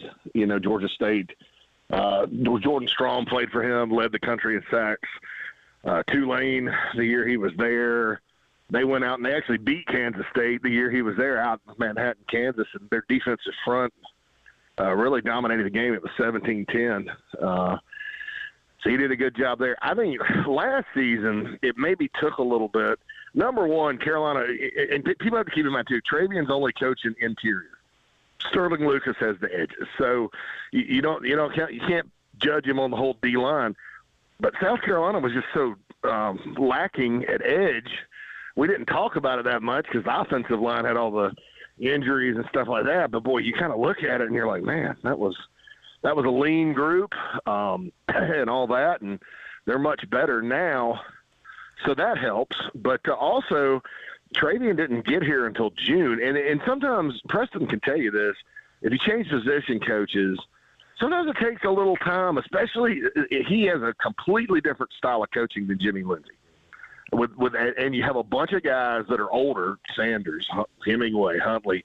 And I think they kind of had to get used to each other a little bit, just to be fair with that. Well, now they clearly are used to each other. It looks like it looks like really the D-line, all those guys are just having a good time. And when you're having a good time playing football, it helps you play better. So it looks like it's a lot of fun to play defensive line at South Carolina right now. And they just bring them in waves, and by the time the fourth quarter rolls around, they're fresh still. And that's tough to block a fresh T.J. Sanders or DeAndre Jules or Tonka Hemingway or Boogie Huntley or name your guy. So I think they're outstanding. As far as recruiting goes, South Carolina could use the state here pretty soon to cycle back up with some more good defensive tackles. That's kind of been a struggle, but you know what? That's why that's the beauty of the transfer portal. You can go find 2 or 3 guys and not be lacking up front at that position. 803-404-6100. We will get final thoughts on that and move to the LSU side of things when we come back. You're listening to Preston Thorne, Jen Jensen, Bill Gunner, and it's Tuesday. J.C. Shurburtt joining us. It is the early game.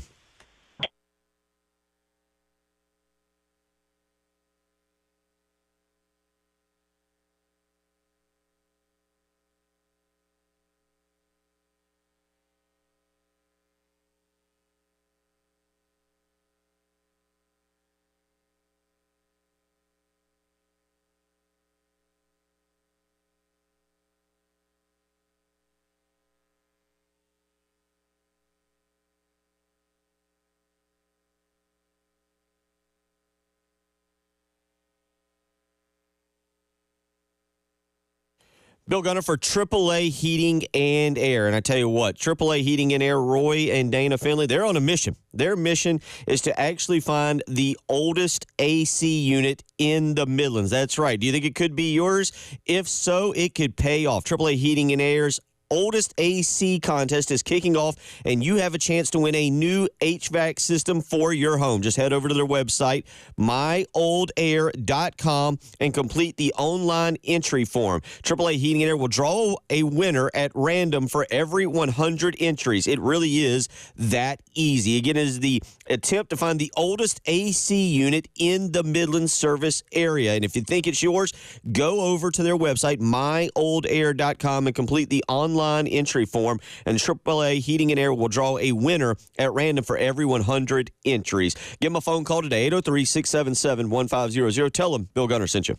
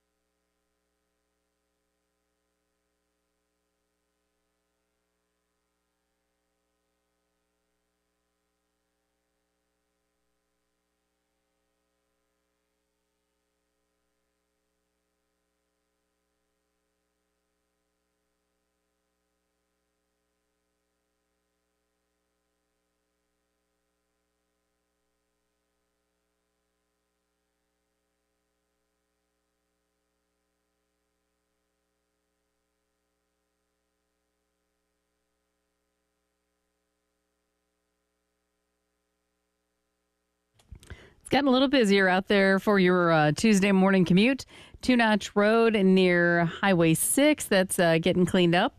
Also, an accident, I-26 westbound just after Sunset Boulevard there at exit 10.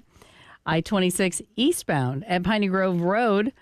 Hard scrabble at North Brickyard. And aside from that, things moving along okay in most areas across the Midlands. 87 for the high today, 84 tomorrow, 80 on Thursday with some evening showers. And again, some shower activity could be coming in for the weekend thanks to that tropical storm Francine. So we'll definitely be keeping an eye on that for all of the football festivities this weekend. Right now, though, it is a little bit cooler, and it's 58.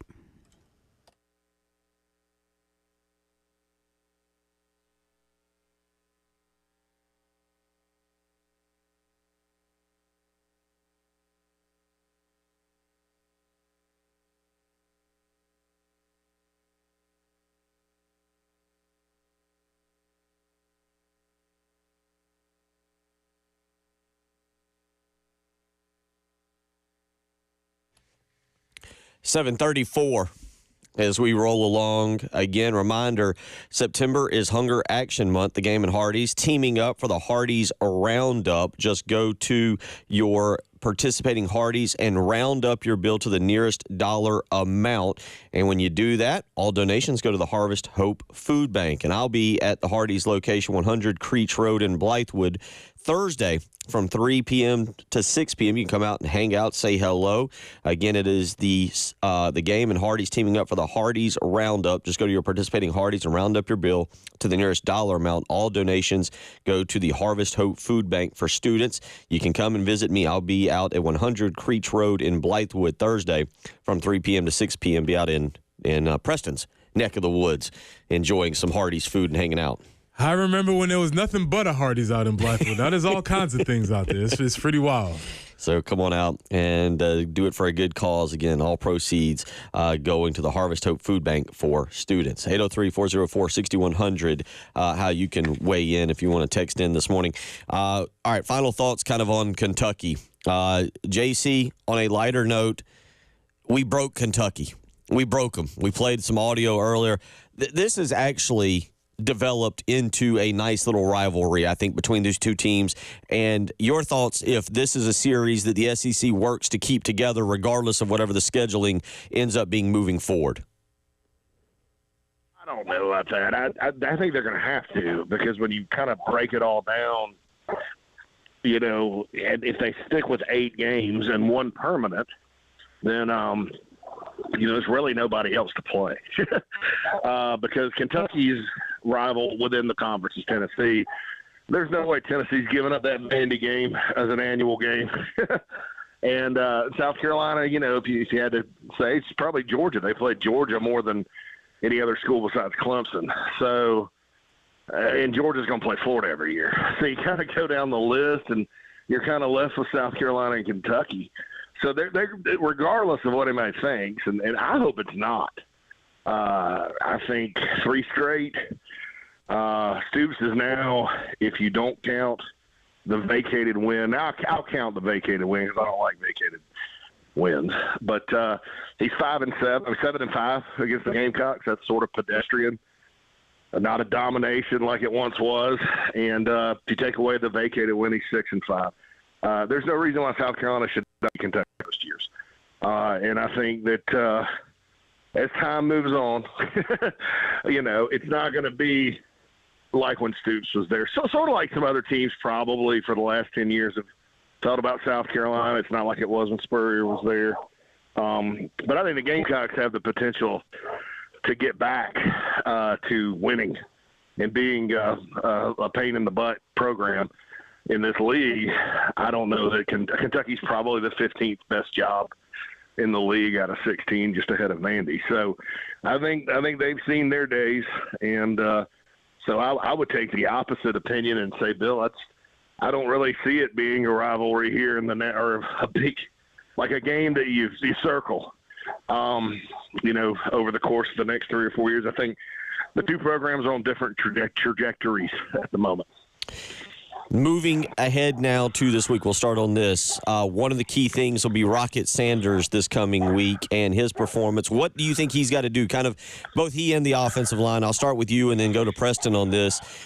For him to have, I don't know if I want to call it a breakout game, but to be an instrumental part of this game in terms of carrying the load, keeping time of possession on South Carolina's side. I think for Rocket and all the backs, it's a good opportunity. I think his name is Chet Guggenheim, maybe Chase Guggenheim for Nicholls State. Rushed 25 times for 145 yards and a 67-yard touchdown against the Value Bengals last week. Now, as we know, it's dangerous to put a lot of stock in that because, if we found out anything this past weekend, teams change week to week, and in this day and age, sometimes dramatically. So you don't know. LSU may come in here and shut the run completely down, but they're missing the best defensive tackle. They were already light at defensive tackle. I don't know really what they're doing with Harold Perkins, but he was an All-American 2 years ago, and I don't, he's still a good playmaker. But, I think LSU's probably going to try to blitz a little bit. Baker, their D coordinator, was at Missouri last year. If you remember the Missouri defense, they were sort of creative and exotic, and so you got to watch out for that. But as far as like Rocket and the run game goes, I think it's tailor-made for him. I don't know that, for years, South Carolina's lost to LSU. It's been 30 years since they've beaten them, 1994, down there. And every time, no matter how good Carolina's been or not, the line of scrimmage has been a huge advantage for LSU. I think in this one, the two strengths of both teams are the LSU O-line, Carolina D-line, and then probably the spot that you kind of go, well, wait a minute, is Carolina O-line and LSU D-line. So the line of scrimmage matchup this time does not overwhelmingly favor LSU, and I think that's a good thing for the run game. That stung because when he said 30 years ago, I was like, really? It's been the 60s since the '90s? Oh, that would hurt a little bit. Yeah, you got to do the math on that. It's tough. I understand. It happens to me all the time.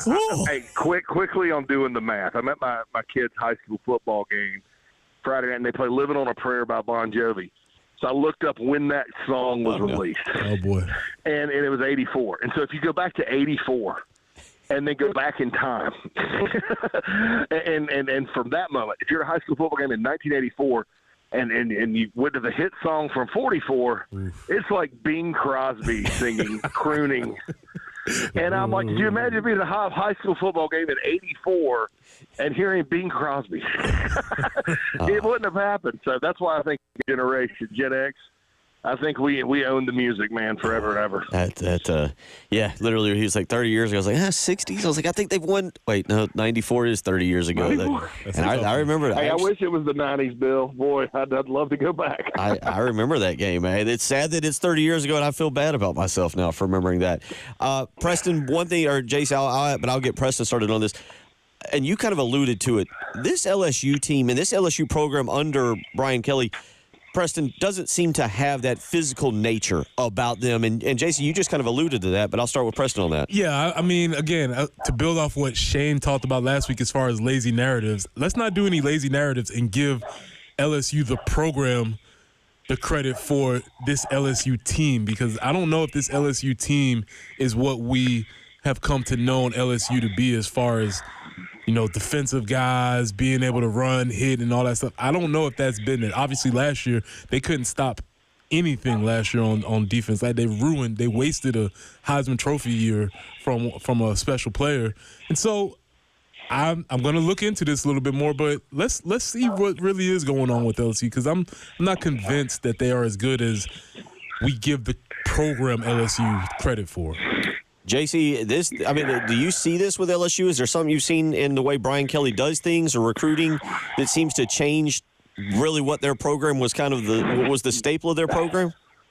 Well, just like I mentioned earlier, South Carolina needs some D tackles to come around. I don't know that it's been the best. Like, it's kind of a slump down there in Louisiana with your big, powerful, athletic D linemen that they always seem to have. I mean, you can throw a rock from Baton Rouge and hit those guys. That's why it's such a great job. But they don't have those guys. And whether it's been misses in recruiting, guys leaving the program, whatever, Brian Kelly, it has not been they've got skill talent. They got good quarterback. They had good running backs. I mean, that's a little thin now too. But and a great offensive line. But their D-line and their defensive talent just isn't what it was, and that happens sometimes. And that's the difference. Another thing about Brian Kelly, he's 21-8 in a shade over 2 seasons. Away from Baton Rouge, he's 6-6. And included in that is a 4-point win over a bad Auburn team at Auburn a 3-point win over a 6-6 Arkansas team in Arkansas on a cold day. Some struggles. It's not like they've gone and blown people out. Now the scary part is last year they really hit their stride in week 3 over Mississippi State, blew them out of the water in a noon kickoff in week 3. But I think this Carolina team's a lot stronger defensively than that Mississippi State team was last year. So I don't know if you can compare that. Plus, they don't have Malik Neighbors. They don't have Brian Thomas Jr. They don't have Dick Daniels, the quarterback, the Heisman Trophy winner. They have a good quarterback. I think Nussmeier's very good. All right, hold on. We got to hit this hard break, and I do want to get to Nussmeier. Yeah, we're working it. We're getting you there. We're in stride. You're listening to the early game.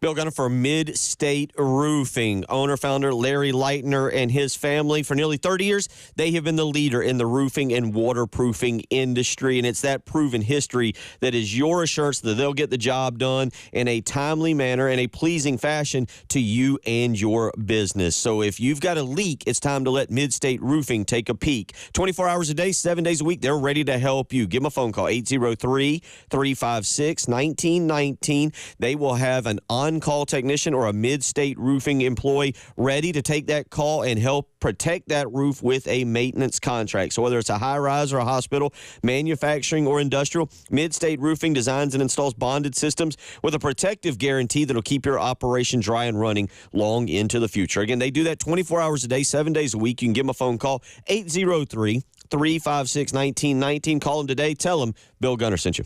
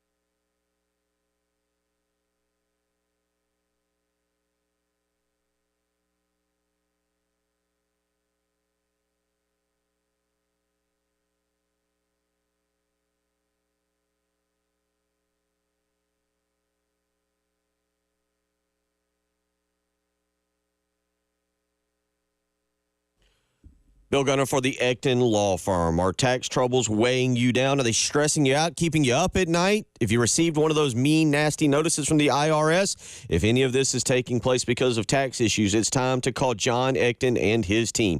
803-771-9800. Look, nobody wants to deal with tax issues. You don't want that stress in your life. You need to let John Ecton and his team, whether you're here in Columbia, Florence, Myrtle Beach, somewhere else in this great state, you need to contact them, get the free consultation, and see what they can do to make these worries a thing of the past. Trust me, John Ecton and his team, they've helped thousands of families and businesses just like yours escape the IRS maze. So take the first steps today towards a worry-free life. Call John Ecton and his team for a free consultation and discover how they can transform your tax worries, again, into a thing of the past. 803-771-9800. Call them today.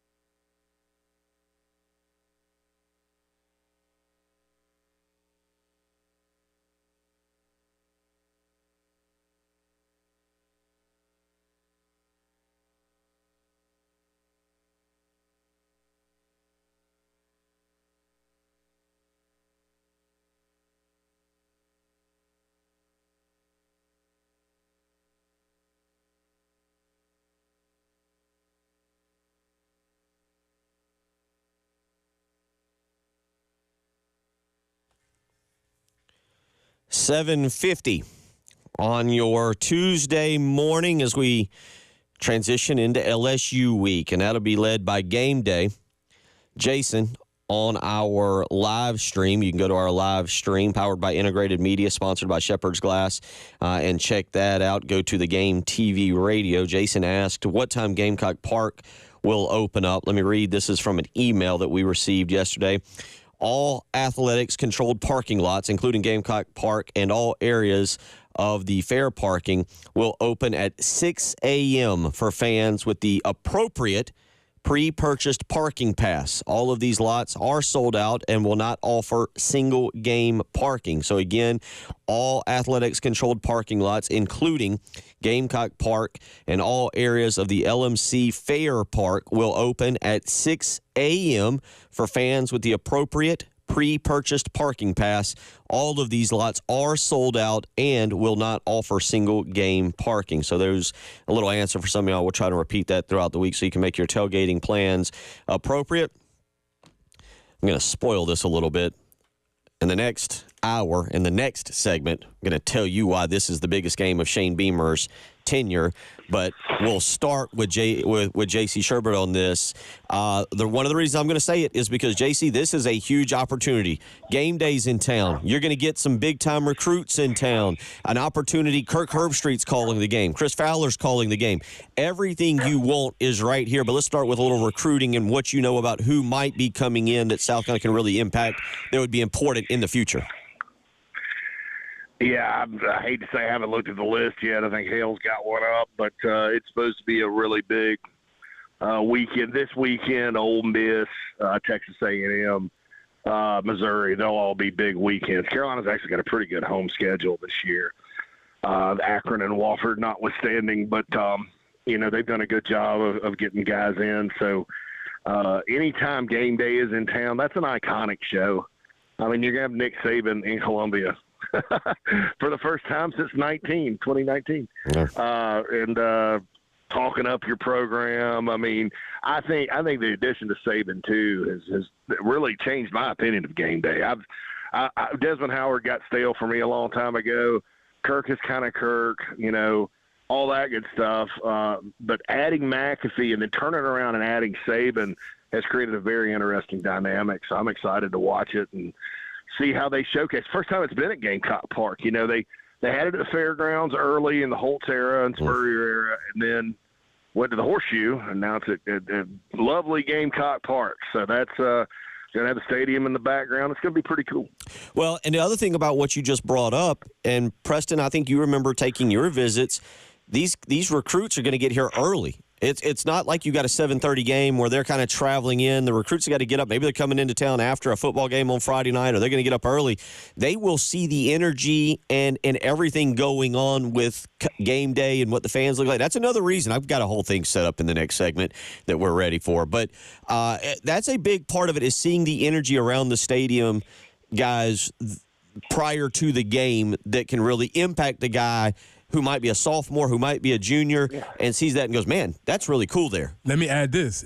Everybody who sees them will also see it via social media. So when they're going to be doing their lives and their reels and all their Instagram and Snapchats, all the people who are following them will be in Gamecock Park also. So if there's a number one recruit who has 1,000 followers, some of which may also be recruits, they will also be seeing that.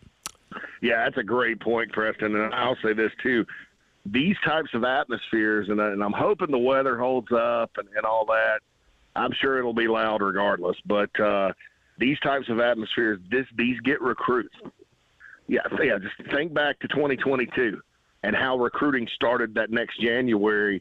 And it's because they were here for that A&M game and that Tennessee game. That means more. A big win at home and a great atmosphere means way more than losses like the Florida game in 2022. It makes an impact on players, and I think it could be positive. Always appreciate it. Know you've got a lot going on y'all's show, and you'll have some predictions and thoughts as we roll along, but always appreciate you taking time out on a Tuesday to join us. Hey, love being with you guys, and let's have a big week, and we'll talk to you next week, hopefully with more positivity. Sounds like a plan, buddy. Be safe out there. We will come back. Setting it up. Let's do it. Big announcement. Not regarding us. Declaration. Yes. Hour 3 on the way.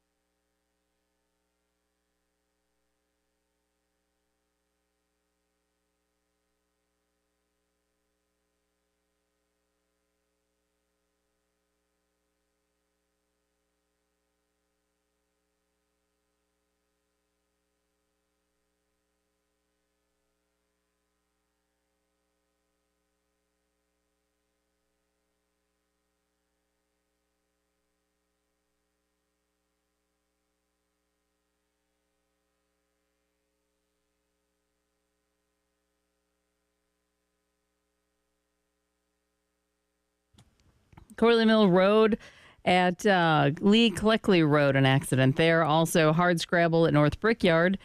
Get things cleaned up. Highway 1 near Swartz Road. I-26 westbound after Sunset Boulevard, an accident there. I-77 northbound at Garner's Ferry Road. There's also a tie-up. 87 for our high today, looking good. 84 tomorrow, 80 on Thursday. Stay in the low 80s through the weekend, but we could see an increased chances of rain thanks to that tropical storm Francine. So we'll kind of have to watch that for all of the excitement around Gamecock football this weekend. But right now, the sun's working its way out. It's 59.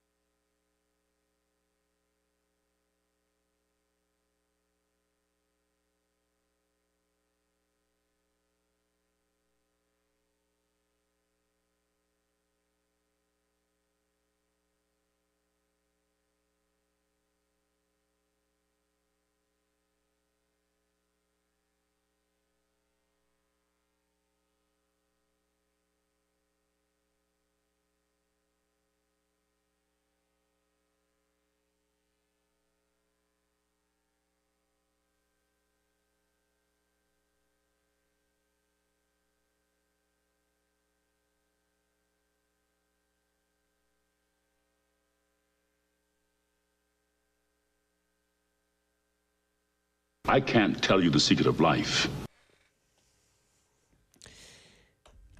Ooh, I can't tell you the secret of life. well, that's not Darth Vader. I'm going with Mufasa, Lion King. Oh, we don't know? I don't think so. I thought we were playing a neat game. I don't know. At least I'm playing the sound for you. We got it. I thought we were playing a neat game there where we were figuring it out each time. Okay, well, no problem. Yeah, fun show this morning. We got a lot going on here. Both now transitioning away from the Kentucky game. This is us being part of the program. We've done our celebrating for 5 hours here. We have made fun of Kentucky. We've listened to their fans call into other radio programs and lose their mind. Be very upset. What did he call them? Fat Stoops? Fat Stoops. I could probably get away with saying it on air. I'm not going to say it, but let's just say if you replace the ST with a P, I noticed on their message board, that's what they're calling him now. Okay. So, but yeah, they're not happy. But now we transition away. We transition away.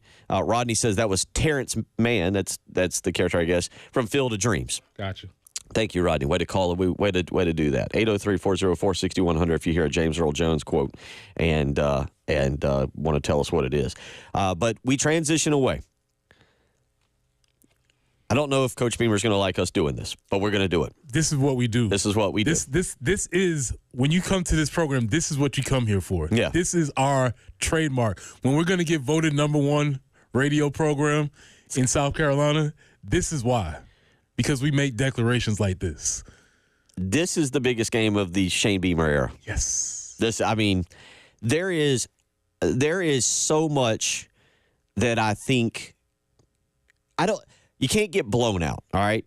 But there is so much to gain. And you made a great point, because this is part of where I was going. Saturday is not a huge college football Saturday. Right. It's a good Saturday, but it's not, in the grand scheme of things, it's not a massive. You got Alabama, Wisconsin at noon. You've got a couple good. The only ranked matchup, I don't know if anybody's going to believe this. Do you know what the only ranked matchup is? No. Real quick out there. Think about it for a second. I'm going to catch you probably a little off guard with this. The only first ranked matchup is Boston College at Missouri. That's a 12:45 SEC network game. Other than that, I mean, you got like Tulane at Oklahoma, which is maybe Tulane pulls the upset. Your 3:30 ABC game is Texas A&M and Florida, which is interesting, but for pretty much all the wrong reasons. Like, again, if Billy Napier loses that one, I don't know if he's allowed to go back to Gainesville. You don't have a monster Saturday of games. Texas San Antonio is at Texas later in the evening. Northern Iowa is at Nebraska. New Mexico is at Auburn. Be careful, Hugh Freeze. Indiana is at UCLA. It sounds great for a basketball game. That's your NBC 7:30 game. I'll just give you an example. Georgia's at Kentucky. That's the 7:30 ABC game. The 7:30 CBS game is Colorado at Colorado State.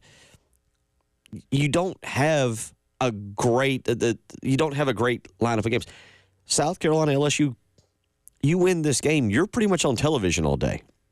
That'll be kind of the highlight of the day, unless there's some huge upset that takes place. For example, Ball State over Miami. But you get my point. Like, that's number one. You've got a chance. You get going at noon. You win the game. Your highlights are on all day long. Kirk Herbstreit, Chris Fowler, every time they go to Sports Center. Ben Herbstreit. Yeah, the dog will be wandering around. Mm-hmm.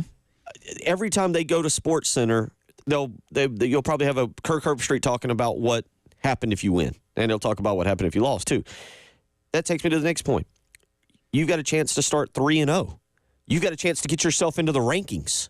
And I'll fast forward and do the thing that the team can't, but we can. With Akron on deck, you've got a chance to wrap up September 4-0 and kind of be the talk of the nation. Who cares how bad Kentucky was? But look at what they did to Kentucky. They beat a 16th-ranked LSU at home. That game against Ole Miss will draw national attention. I don't know if game day would come back. I don't think they would. It's not unheard of. They went to Alabama twice last year. But you've got a chance to make that Ole Miss game a national game on October the 5th. which that will be the biggest game of Shane Beamer's I might tenure. settle it down then. Let's get to that and see. Okay, all right. I just learned how to play the game. All right, Well, I also think that this one's a little right now more winnable than that one. that has nothing to do with But the to the point, so you've got a chance to really have significant momentum by winning this one as a program. And then the third and final thing, and again, in the last segment, you made a great point. This is a huge recruiting weekend. You're going to get these guys in here, these recruits coming in, and it's not so much the 2025 class. A lot of those guys have most of them have made up their mind. They kind of are leaning one way or the other. 2026 and 2027, as JC pointed out, you really got the ball rolling for a great recruiting class last year by having that incredible atmosphere. I know it was a night, but for Texas A&M and Tennessee that year. And in this situation, you're going to bring recruits in, Preston. You're right. You're going to showcase game day a little bit. You're going to showcase the Gamecock Walk. You're going to showcase a packed stadium. You're going to showcase everything in a small time frame where it's perfect for recruits coming in. Well, I think we have to think about it in the network effects of how this really works, because we used to think about it as just the recruit, but now the recruit is bringing 1,000, 10,000 people with them virtually on their phone. And so when you see these young people walking around, holding their phone up, taking selfies, making videos, other people are seeing those videos. Other recruits, other staff members, other family members, other coaches. People will be talking about what's happening at the University of South Carolina on Saturday, regardless, especially when you talk about pregame. So they'll have it all decked out. The athletes will be showing their experience. They'll be showing all eyes, not just our 42-year-old eyes on game day. Yes, that is a segment, but there's a whole swath of young people who will be watching these young people act on their social media channels. So, yes, it is huge. So much to be gained with a victory. And that's the big thing to me. I don't know what the weather is going to be like, but that's why I make the declaration this is the biggest game of the Shane Beamer era, because this is a game early in the season that can catapult you to a big season, but create momentum for future recruiting classes and maybe even transfers when they see you win something like this. I mean, we're going to do that thing that the team camp, but yeah, you should beat Akron. You win this one, you're looking down the barrel of being 4-0 with Mississippi coming and creating. Mississippi should be undefeated and should be in the top 5 when they show up, of creating a massive game that would be another recruiting. You might be right. I'm not ready to go. Let's focus on one biggest game of the tenure at a time. Come on, man. Let's do it. But I hope everybody understands where I'm coming from on this, because of what can be gained by having a huge crowd at game day, what can be gained by winning this football game, and maybe the trajectory it sends the program on that, quite frankly, I feel like it lost last year in that North Carolina game. Momentum. Mm-hmm. There was momentum that was lost. And we're not going to do this today, but tomorrow, I think, as a family, as a group, as a listening group, we're going to exercise the demons, because there have been times in South Carolina's history where we've been in a similar turning point like this, and we failed to capture the momentum. The stadium's been sold out, everybody's fired up, and we've laid eggs in very similar situations. So not today, but let's start thinking about this, because we want to get it, we want to talk about it, and then move forward, because, yes, you're right. This is an opportunity to capture momentum. We have everybody's eyes on our product, our state, our city, the university. It is a chance to really make a statement that, quite frankly, I'm not sure many people predicted we would be here at this moment. Yeah, it's interesting because, again, Brad Crawford said that Brad Crawford's prediction was that South Carolina would lose Kentucky, but then beat LSU. I mean, there was a lot of people who thought, look, they were a touchdown almost a double-digit underdog. I think, again, when the line closed, it was 9.5. Kentucky was huge. There's no doubt about it. And I thought Kentucky was huge for the coaching staff, for who the coaching staff is and was and what they're supposed to be and preparing. This is huge for the program. I mean, this is a really big game for the program. You say about the program, and we're joking, but the truth is Kentucky's now left wandering through the wilderness now. That's true. They lost hope. They have to look and see Mark Stoops. They've pretty much figured out that's not going to get any better. I think the general consensus of our fan base is, even though people might have there it goes. I think even though people might have felt like we don't know where the program's going, we all still felt like we had going in the right direction. And with that win over Kentucky, we felt it. And so, yes, we're going to state it here on the early game. Biggest game of the Shane Beamer era coming up on Saturday. And I'm just going to be here to tell go. you, last week we convinced you it was a rivalry game, and y'all responded. You, the fans, team, players, understood it. We got to get up for this one. Yeah, I'm telling you. 803-404-6100. Josh doesn't want to agree with us. Let's go out to the phone lines. Josh, how you doing this morning? Yeah, let's not talk this up too much. No, biggest game ever. I don't want to jinx it. Biggest game of the decade. Talk it up a little bit. Talk it up a little bit, but not too much. Biggest game since Georgia in what, 2012? 2012. Yeah. Yeah. So I used to go to high school with Preston. Preston, you need to calm down a little bit. Talking this up too much. Talking this up too much, buddy. This is the one where we're gonna build this one up, and like I said, tomorrow we're gonna exercise all of our demons. We're gonna pull all the skeletons out the closet. We're gonna view them. We know the history of this program, but we're moving forward after this week. Hey, do you guys want to know how many hot dogs Preston used to get at the cafe and when we were in school? Let's go. At least 4. 2 in each hand. 2 in each hand. Good job, Preston. Preston Thornton. 2 hot dogs in each hand with a drink under his arm. With a drink under his arm. What were the condiments? Ball security. I think he just had all of his little packets in his hand, like in his napkin. There you go. Canteen. That's a true scouting report. It's a good job, Preston. Good job, Josh. Don't be a stranger to the program. I'm not. There you go. That's good because we need more scoops. We need more scoops. Appreciate it. Appreciate the phone. Oh, yeah. Do you want? What else do y'all want to know about Preston? We'll keep this. Some more stuff. We'll keep the scouting report going. We'll have to keep this an ongoing scouting report on Preston. Yeah, when you call in, we just need a note every time you call in. You want to know what he was like in the 8th grade? Jeez. I do. I don't remember. This was pre-Ford Bronco days. Yeah. And Preston used to have all the girls in the 8th grade. He had all the girls. Yeah, that is the wrong scouting report. I'm here to tell you, my brother. That was. He was a ladies' man in the 8th grade. Just kidding. False. There, He wanted to there you go. He wanted to be. He wanted to be. Yeah. Yeah. Good job.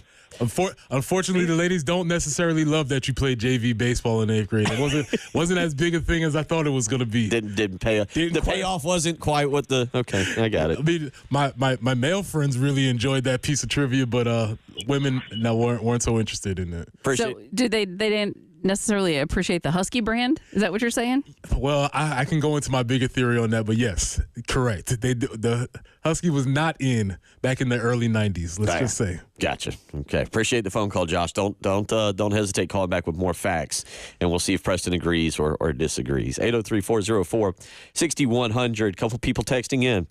Let's see. Anonymous texter. Kentucky was the biggest game of the Beamer era. It was a must-win. LSU isn't. Kentucky was big. And it set a narrative, but Kentucky allowed for this because of what a win here could do. And Tim in Charlotte agrees. He goes with me. He says, I agree. Let me go back to the text. I agree on the biggest game. We'll completely flip the narrative nationally, locally, and as mentioned in recruiting. And that's my point. And I think when you say flipping the narrative nationally, what I hear in the narrative, I don't know what Shane hears, but what I hear is I think people want to be on board with Shane Beamer and this program. I hear a lot of people are really excited about Shane. They want to be on board, and we got to give them a reason to get this done. I'll also give you something else about if they win this game that would be totally different. And we'll talk about it. We'll get into it a little bit this hour. We'll also play a little bit of At Least We Ain't. Play a couple different games here as we roll along. 803-404-6100. It is the early game.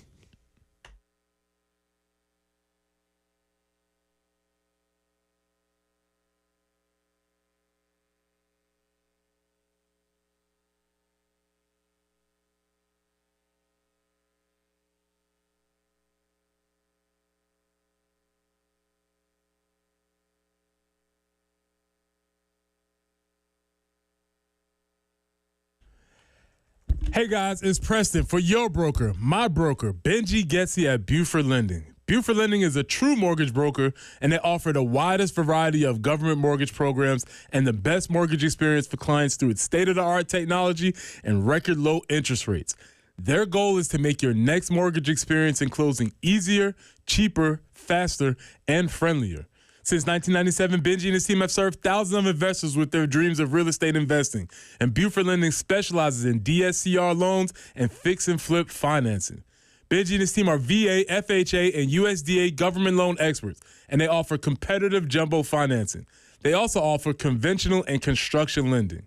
So Benji has helped over 8,000 families. So you need to call Buford Lending today at 843-524-2404. That's 843-524-2404.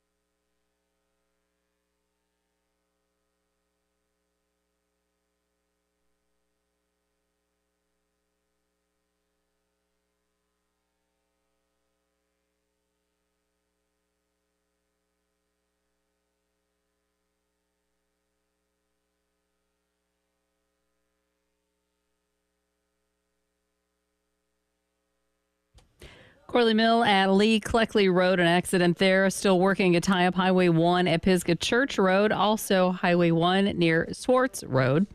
I-20 westbound at Alpine Road, an accident there. And one more to remind you about, and that is I-77 northbound at Garner's Ferry Road. Looking for a high today of 87, 84 tomorrow. Then we dip into, really just the low 80s for the remainder of the weekend into the weekend. Some rain possibilities start on Thursday afternoon and continue throughout the weekend. So we'll keep an eye on that tropical storm Francine to see what that brings us for the weekend. Right now, 60 on the early game.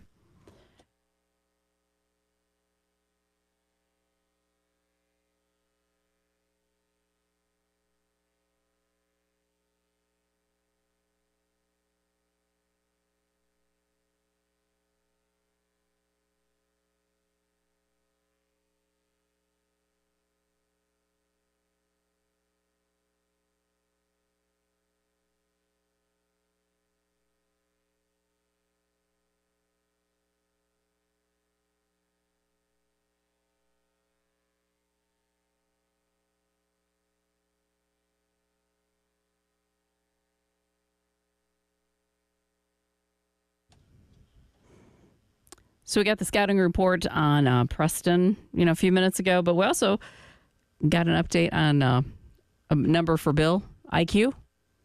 7. Before all of the bourbon. 9. A little higher. Slightly higher. Yeah, okay. Before the bourbon. Okay. Afterwards. Well, no, I can't. Anyway, let's play a little message board mayhem. I know we've moved past the Kentucky game, but listen to this phone call. This is what came into Louisville 680 yesterday, an ESPN station. This is a Kentucky fan, and this is what we did to Kentucky, and this is part of our message board mayhem this morning. Let's go to Chris up next. Chris, welcome in. Good morning. What's going on? Happy Monday, Diener. Yeah, Chris from Richmond. Oh, it is Here you. we go. The floor is yours. How was your Here Saturday? we are officially on the clock in Lexington, Kentucky. It's T-10 for Jeff Ruby's favorite son, big fat boy, Stoops Troops.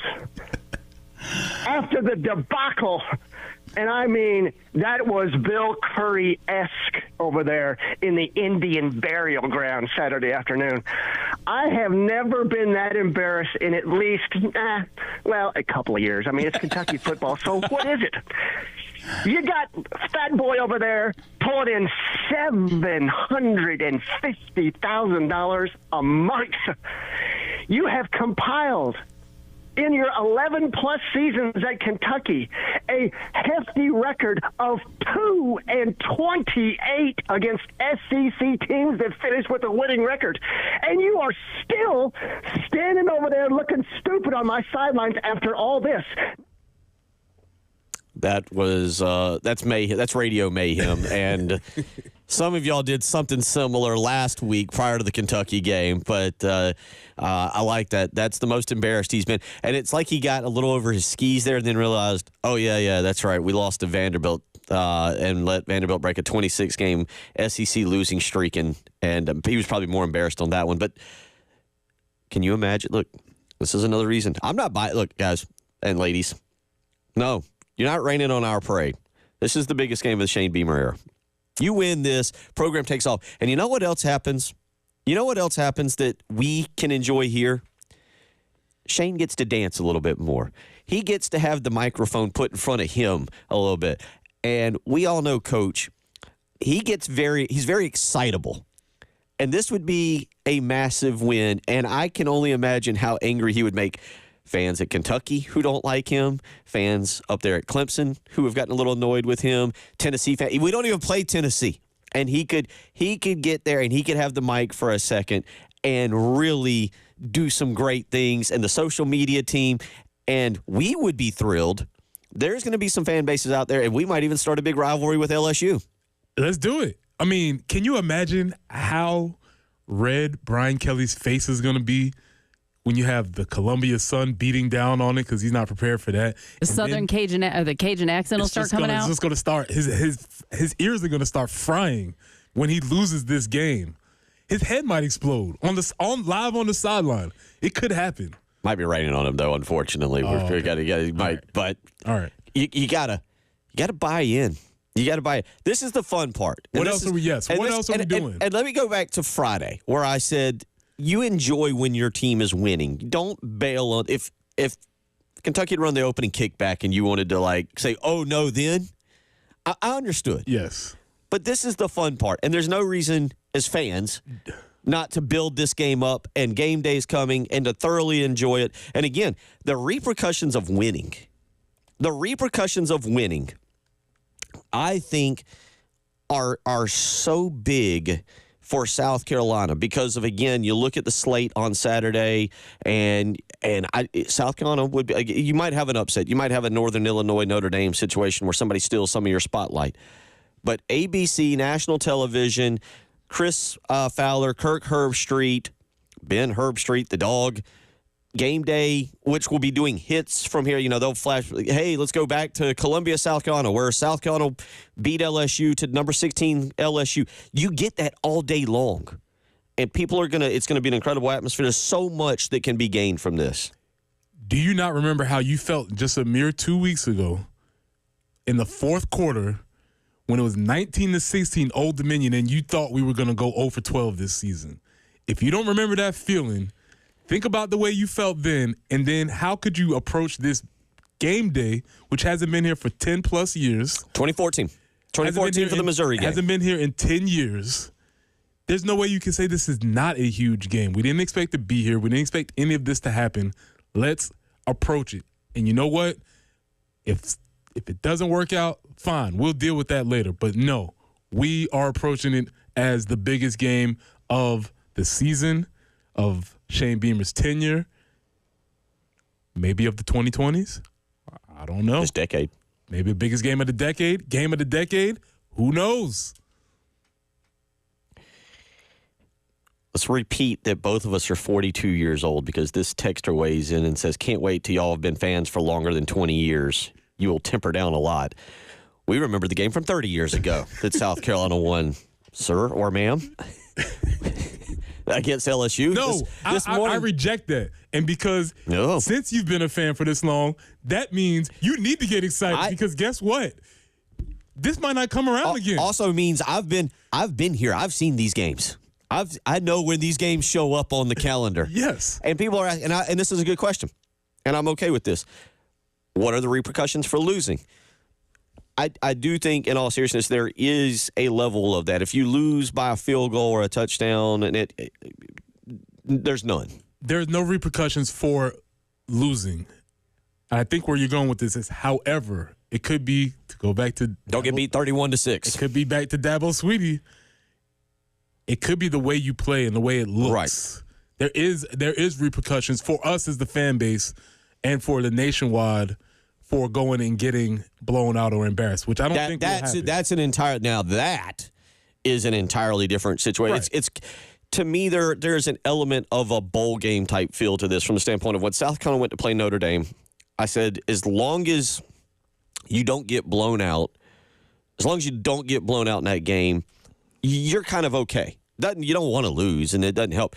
But a win here and a win there, if you go back to that, a win there would have given South Carolina 9 wins. Also, man, let's be real, man. Yes, we've only been fans for 20 years, however you want to state it. But guess what? If you've been fans for longer, there still haven't been that many important games here.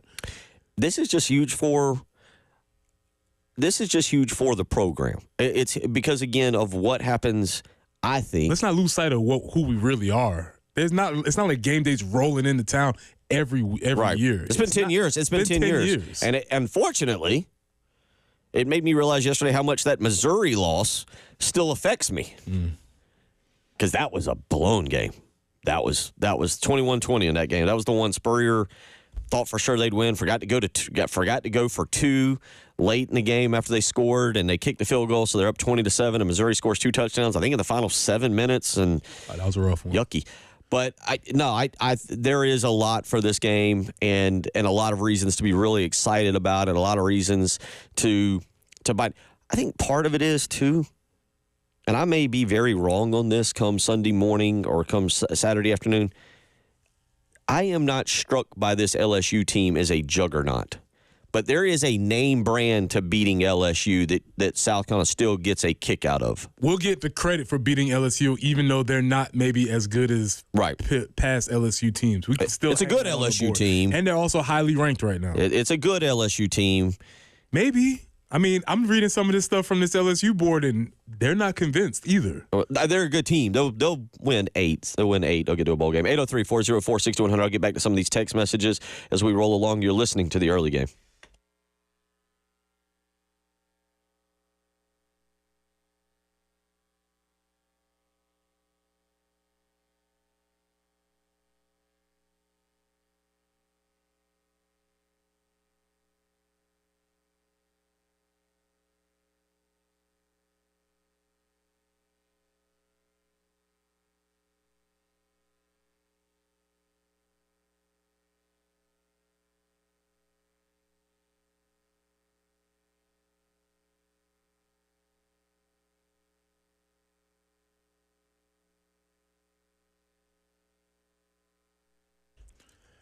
Preston here. Let me tell you about our friends at Absolute Glass, the premier glass company of the Midlands, offering auto, home, and business glass repair.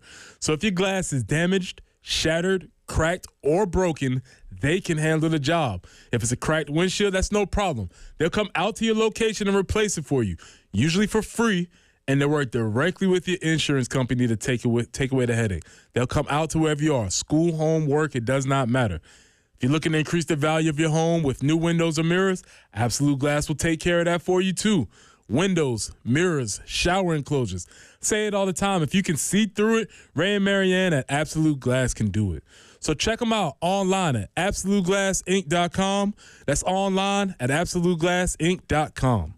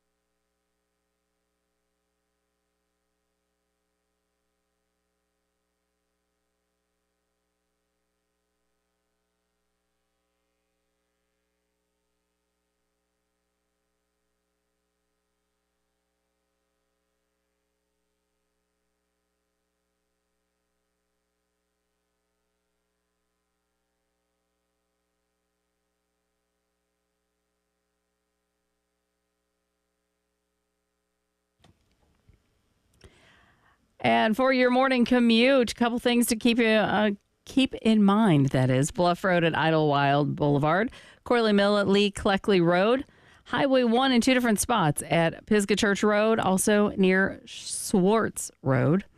I-20 westbound at Alpine in the cleanup stages, as well as I-77 northbound at Garner's Ferry. And another one at Old Cherokee at Old Chapin in Lexington. So do be careful out there. We're looking for a high of 87 today, 84 tomorrow. Those chances for rain come in Thursday evening. highs in the low 80s. But the chances of rain throughout the weekend coming in courtesy of Tropical Storm Francine. Right now, it's kind of nice. It's 60 on the early game.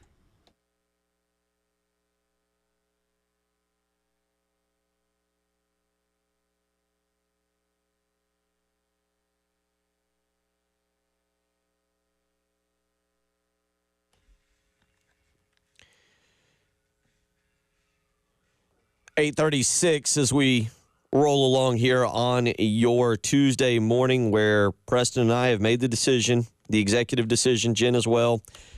Biggest game. No offense, Shane Beamer.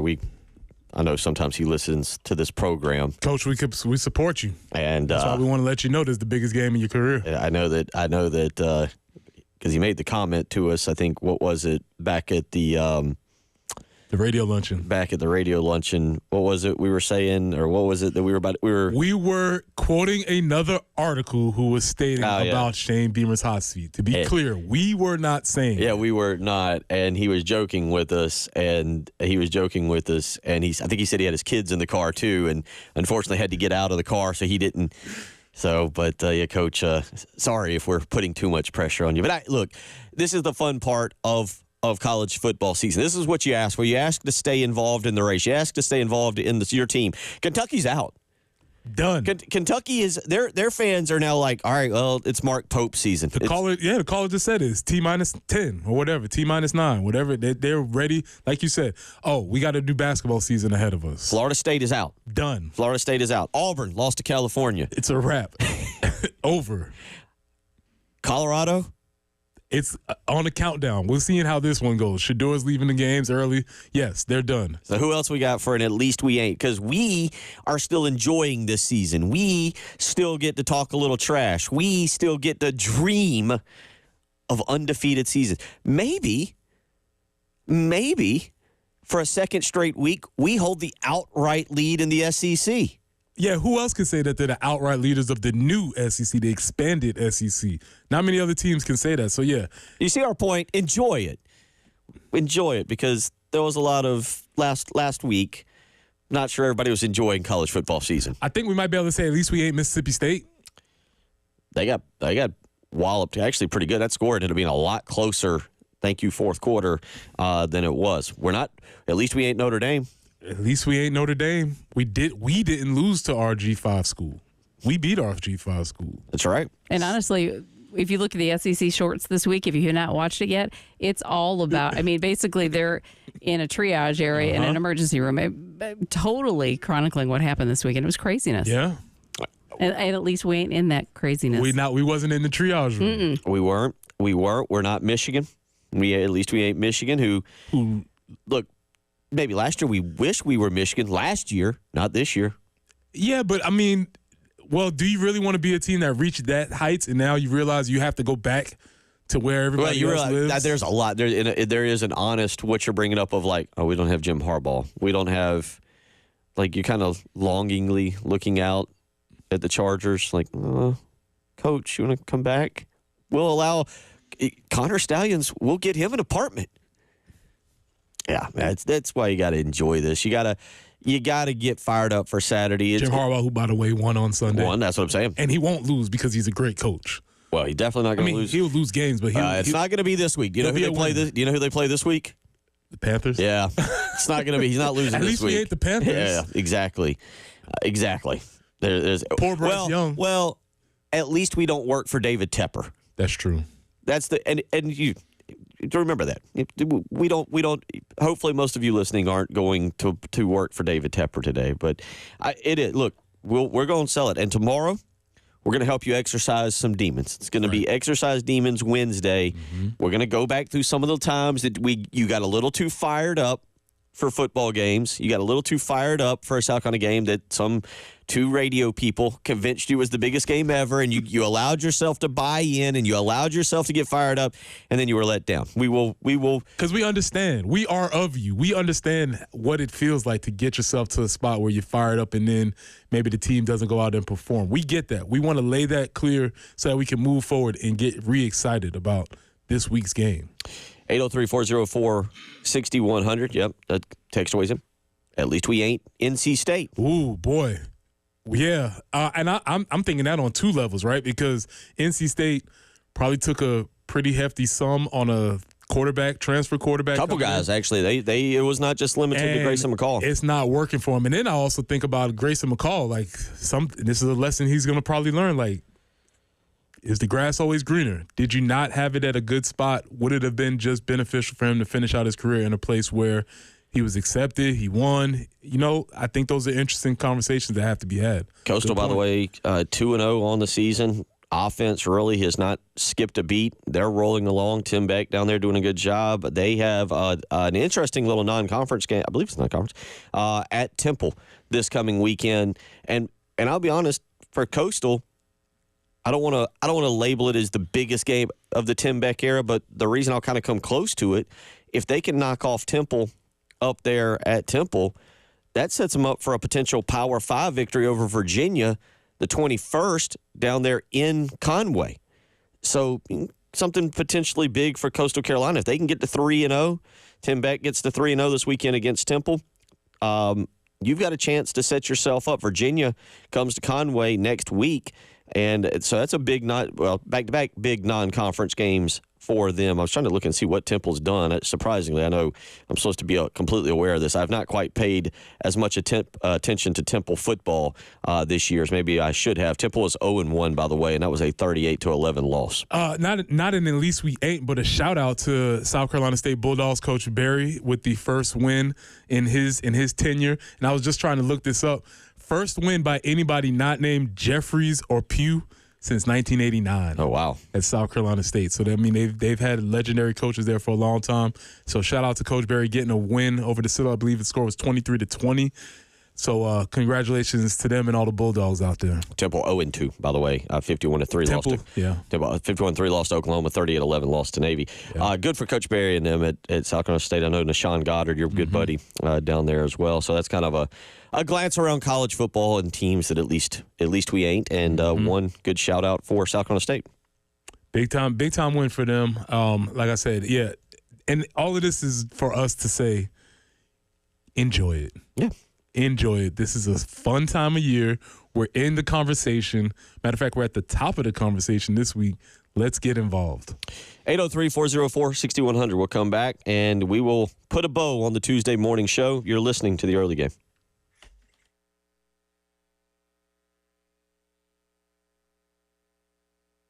Bill Gunner for Mid-State Roofing. Owner, founder Larry Leitner and the family, they are ready to help you, whether it's manufacturing or industrial, high-rises or hospitals. Mid-State Roofing is there to make sure that your operation stays dry and running long into the future. And they do that 24 hours a day, 7 days a week. They're ready to take your phone call. You'll speak with an on-call technician or a Mid-State Roofing employee. Just give them a phone call today and let them set you up on a maintenance contract. 803-356-1919. Again, that's 803-356-1919. Mid-State Roofing has been the leader in the roofing and waterproofing industry for nearly 30 years. And the reason they do that is because they install a bonded system with a protective guarantee that will keep your operation dry and running long into the future. So give them a phone call today, 803-356-1919. Tell them Bill Gunner sent you.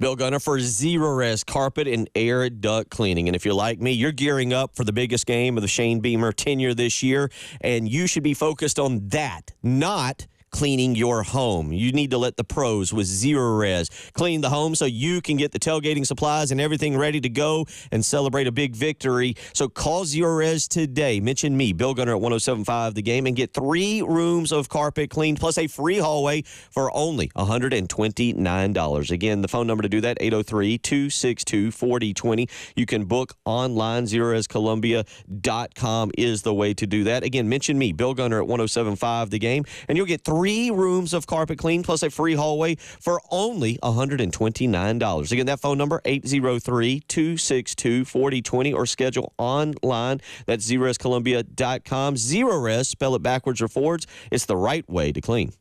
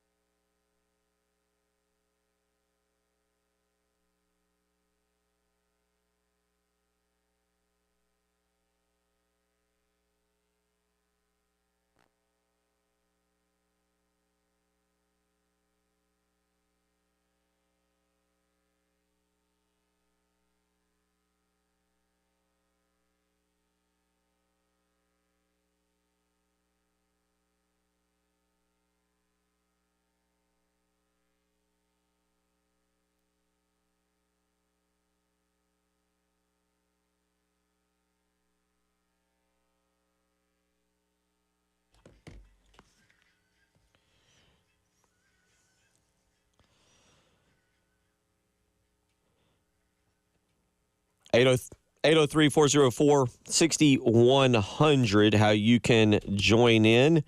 Remember, coming up on Saturday morning, Gamecocks Game Day Tailgate, sponsored by Lexington Medical Center, is at the party lot at Sound and Images. Saturday morning, 7 a.m., getting you ready for South Carolina and LSU kickoff at noon. You can go see Terry and Tyler at 7 a.m. That can be like your first 2 hours to get you ready. Go over there, create a game day-like atmosphere at Sound and Images, the party lot there, getting going at 7 a.m., and then just wander right on over to game day. Just keep the party going. As a matter of fact, just pick up Terry and Tyler, just pick them up over your shoulders, and just like you would a goalpost, carry them on down to game day, and then try to throw them on stage. We don't advocate for, well, I don't, Jen does, advocate for violence, but Nerf guns and slapping and hitting that you've always talked about for 8 years.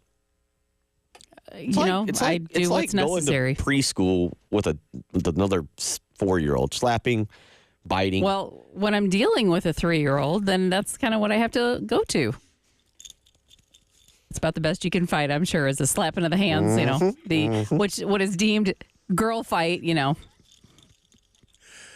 Like as I've said before, much rather break up a boy fight in high school than a girl fight. 'Cause man, oh man, woof, that ain't happening. Yeah, there you go. We'll go visit Terry and Tyler and the rest of the 107.5 The Game crew there. Saturday morning, 7 a.m., the party lot at Sound and Images, sponsored by Lexington Medical Center. And again, start there and just mosey on over to game day where, in all seriousness, this is going to be fun. This needs to be fun. And it needs to be, and I expect it to be, a lively environment, because as Silas from Ridgeway weighs in, I've never watched any other school's talk radio show, but I got so much satisfaction from doing so last night.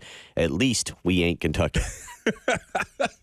I might have to find that feed because I need to check that out. But no, we'll start really getting ready for this game tomorrow. Shane Beamer again will speak today at 1 o'clock. We mentioned it, the new depth chart out for South Carolina.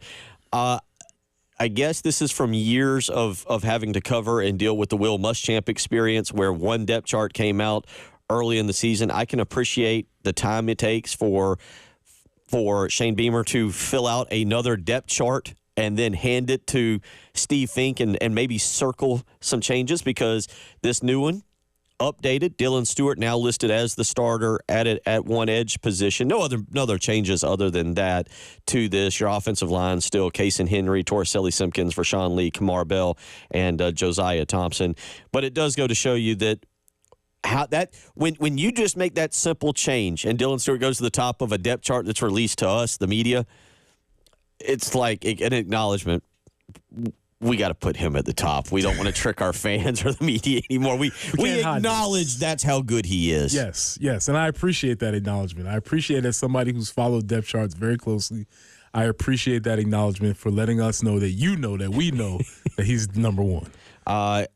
Again, nothing other than that. I will be interested to hear a little bit about the wide receiver position.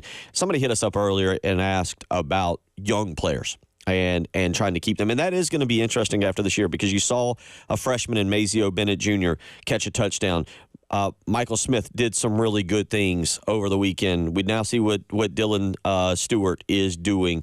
Fred Johnson played 17 plays. I know he didn't have the impact that Bam Martin Scott or Debo Williams had. Debo Williams, by the way, did you have an actual grade for him at the linebacking position? I did. It wasn't probably not as high as you think. Really? But he played really well. And I think that's what indicative of what Debo does. Debo's very active. Some of his minuses might come from misfiring the wrong way. So he might get a minus, but he's always very active. Those linebackers will be pivotal this week. And we'll talk more about this, because the concern for this game will be the secondary versus a very good group of wide receivers for LSU. Now, going back, what can the defensive line do against that offensive line for LSU to pressure Garrett Nussmeier? The more I've thought about it today and listening to JC and stuff, I don't think Brock Vandagriff is that bad. What happened is he got pressured. And he had never really seen pressure like that, and it clearly affected him and opened the door for the secondary to make some plays. Yeah, that can absolutely be true, because they go hand in hand. And so we'll see. I'm going to start looking at LSU. I haven't really looked at LSU very much aside from the lazy narratives that are out there. So I'm going to start looking in and seeing if there's some opportunities for South Carolina's defensive line to make a real impression on this game. That's going to be the big part, as we'll really start to break it down. It'll be South Carolina's defensive line against the LSU offensive line. We've heard, again, you mentioned lazy narratives. We've kind of heard some stuff about LSU's defensive line. They lose their big defensive tackle due to injury, torn ACL. He's out. They also lost their running back, John Emery Jr., who had 10 carries for 61 yards against Southern Cal. The wide receiver to watch is Kyron Lacey, 12 catches on the year, 159 yards, and 4 touchdowns through 2 games. They have other wide receivers. Mason Taylor, a tight end, has 11 catches for 102 yards, and Aaron Anderson has 10 catches for 127 yards and a touchdown on the season. But that's going to be the matchup there. O'Donnell Fortune, Judge Collier, Vakari Swain, Jalen Kilgore, and then DQ Smith, who you said had a pretty good grade, a good week. He's got to be prepared, and you're going to need everything you got from Nick Eamon-Warrior last week and more. Yeah, I mean, Nick was as advertised, and as I was also, we didn't put this in here because there wasn't a grade available, but Kai Kroger. Yes. The emergence of Kai Kroger returning back to form. And I kind of put Kai and Nick together as in they returned back to the form of the players that we've known them to be in the past. Last week was rivalry week. We're past that. Yep. We're done with Kentucky. Over. We've smashed them. We've hurt their fans. They're calling their coach all kinds of names. Now it's biggest game of a tenure. LSU, Saturday. We'll see what Shane Beamer says today. We'll talk more about it tomorrow, and we'll get you ready. Game day rolling into town. They'll actually be here Thursday. We'll tell you more about that tomorrow. A lot of fun today. Good show today. Y'all have a great rest of the day.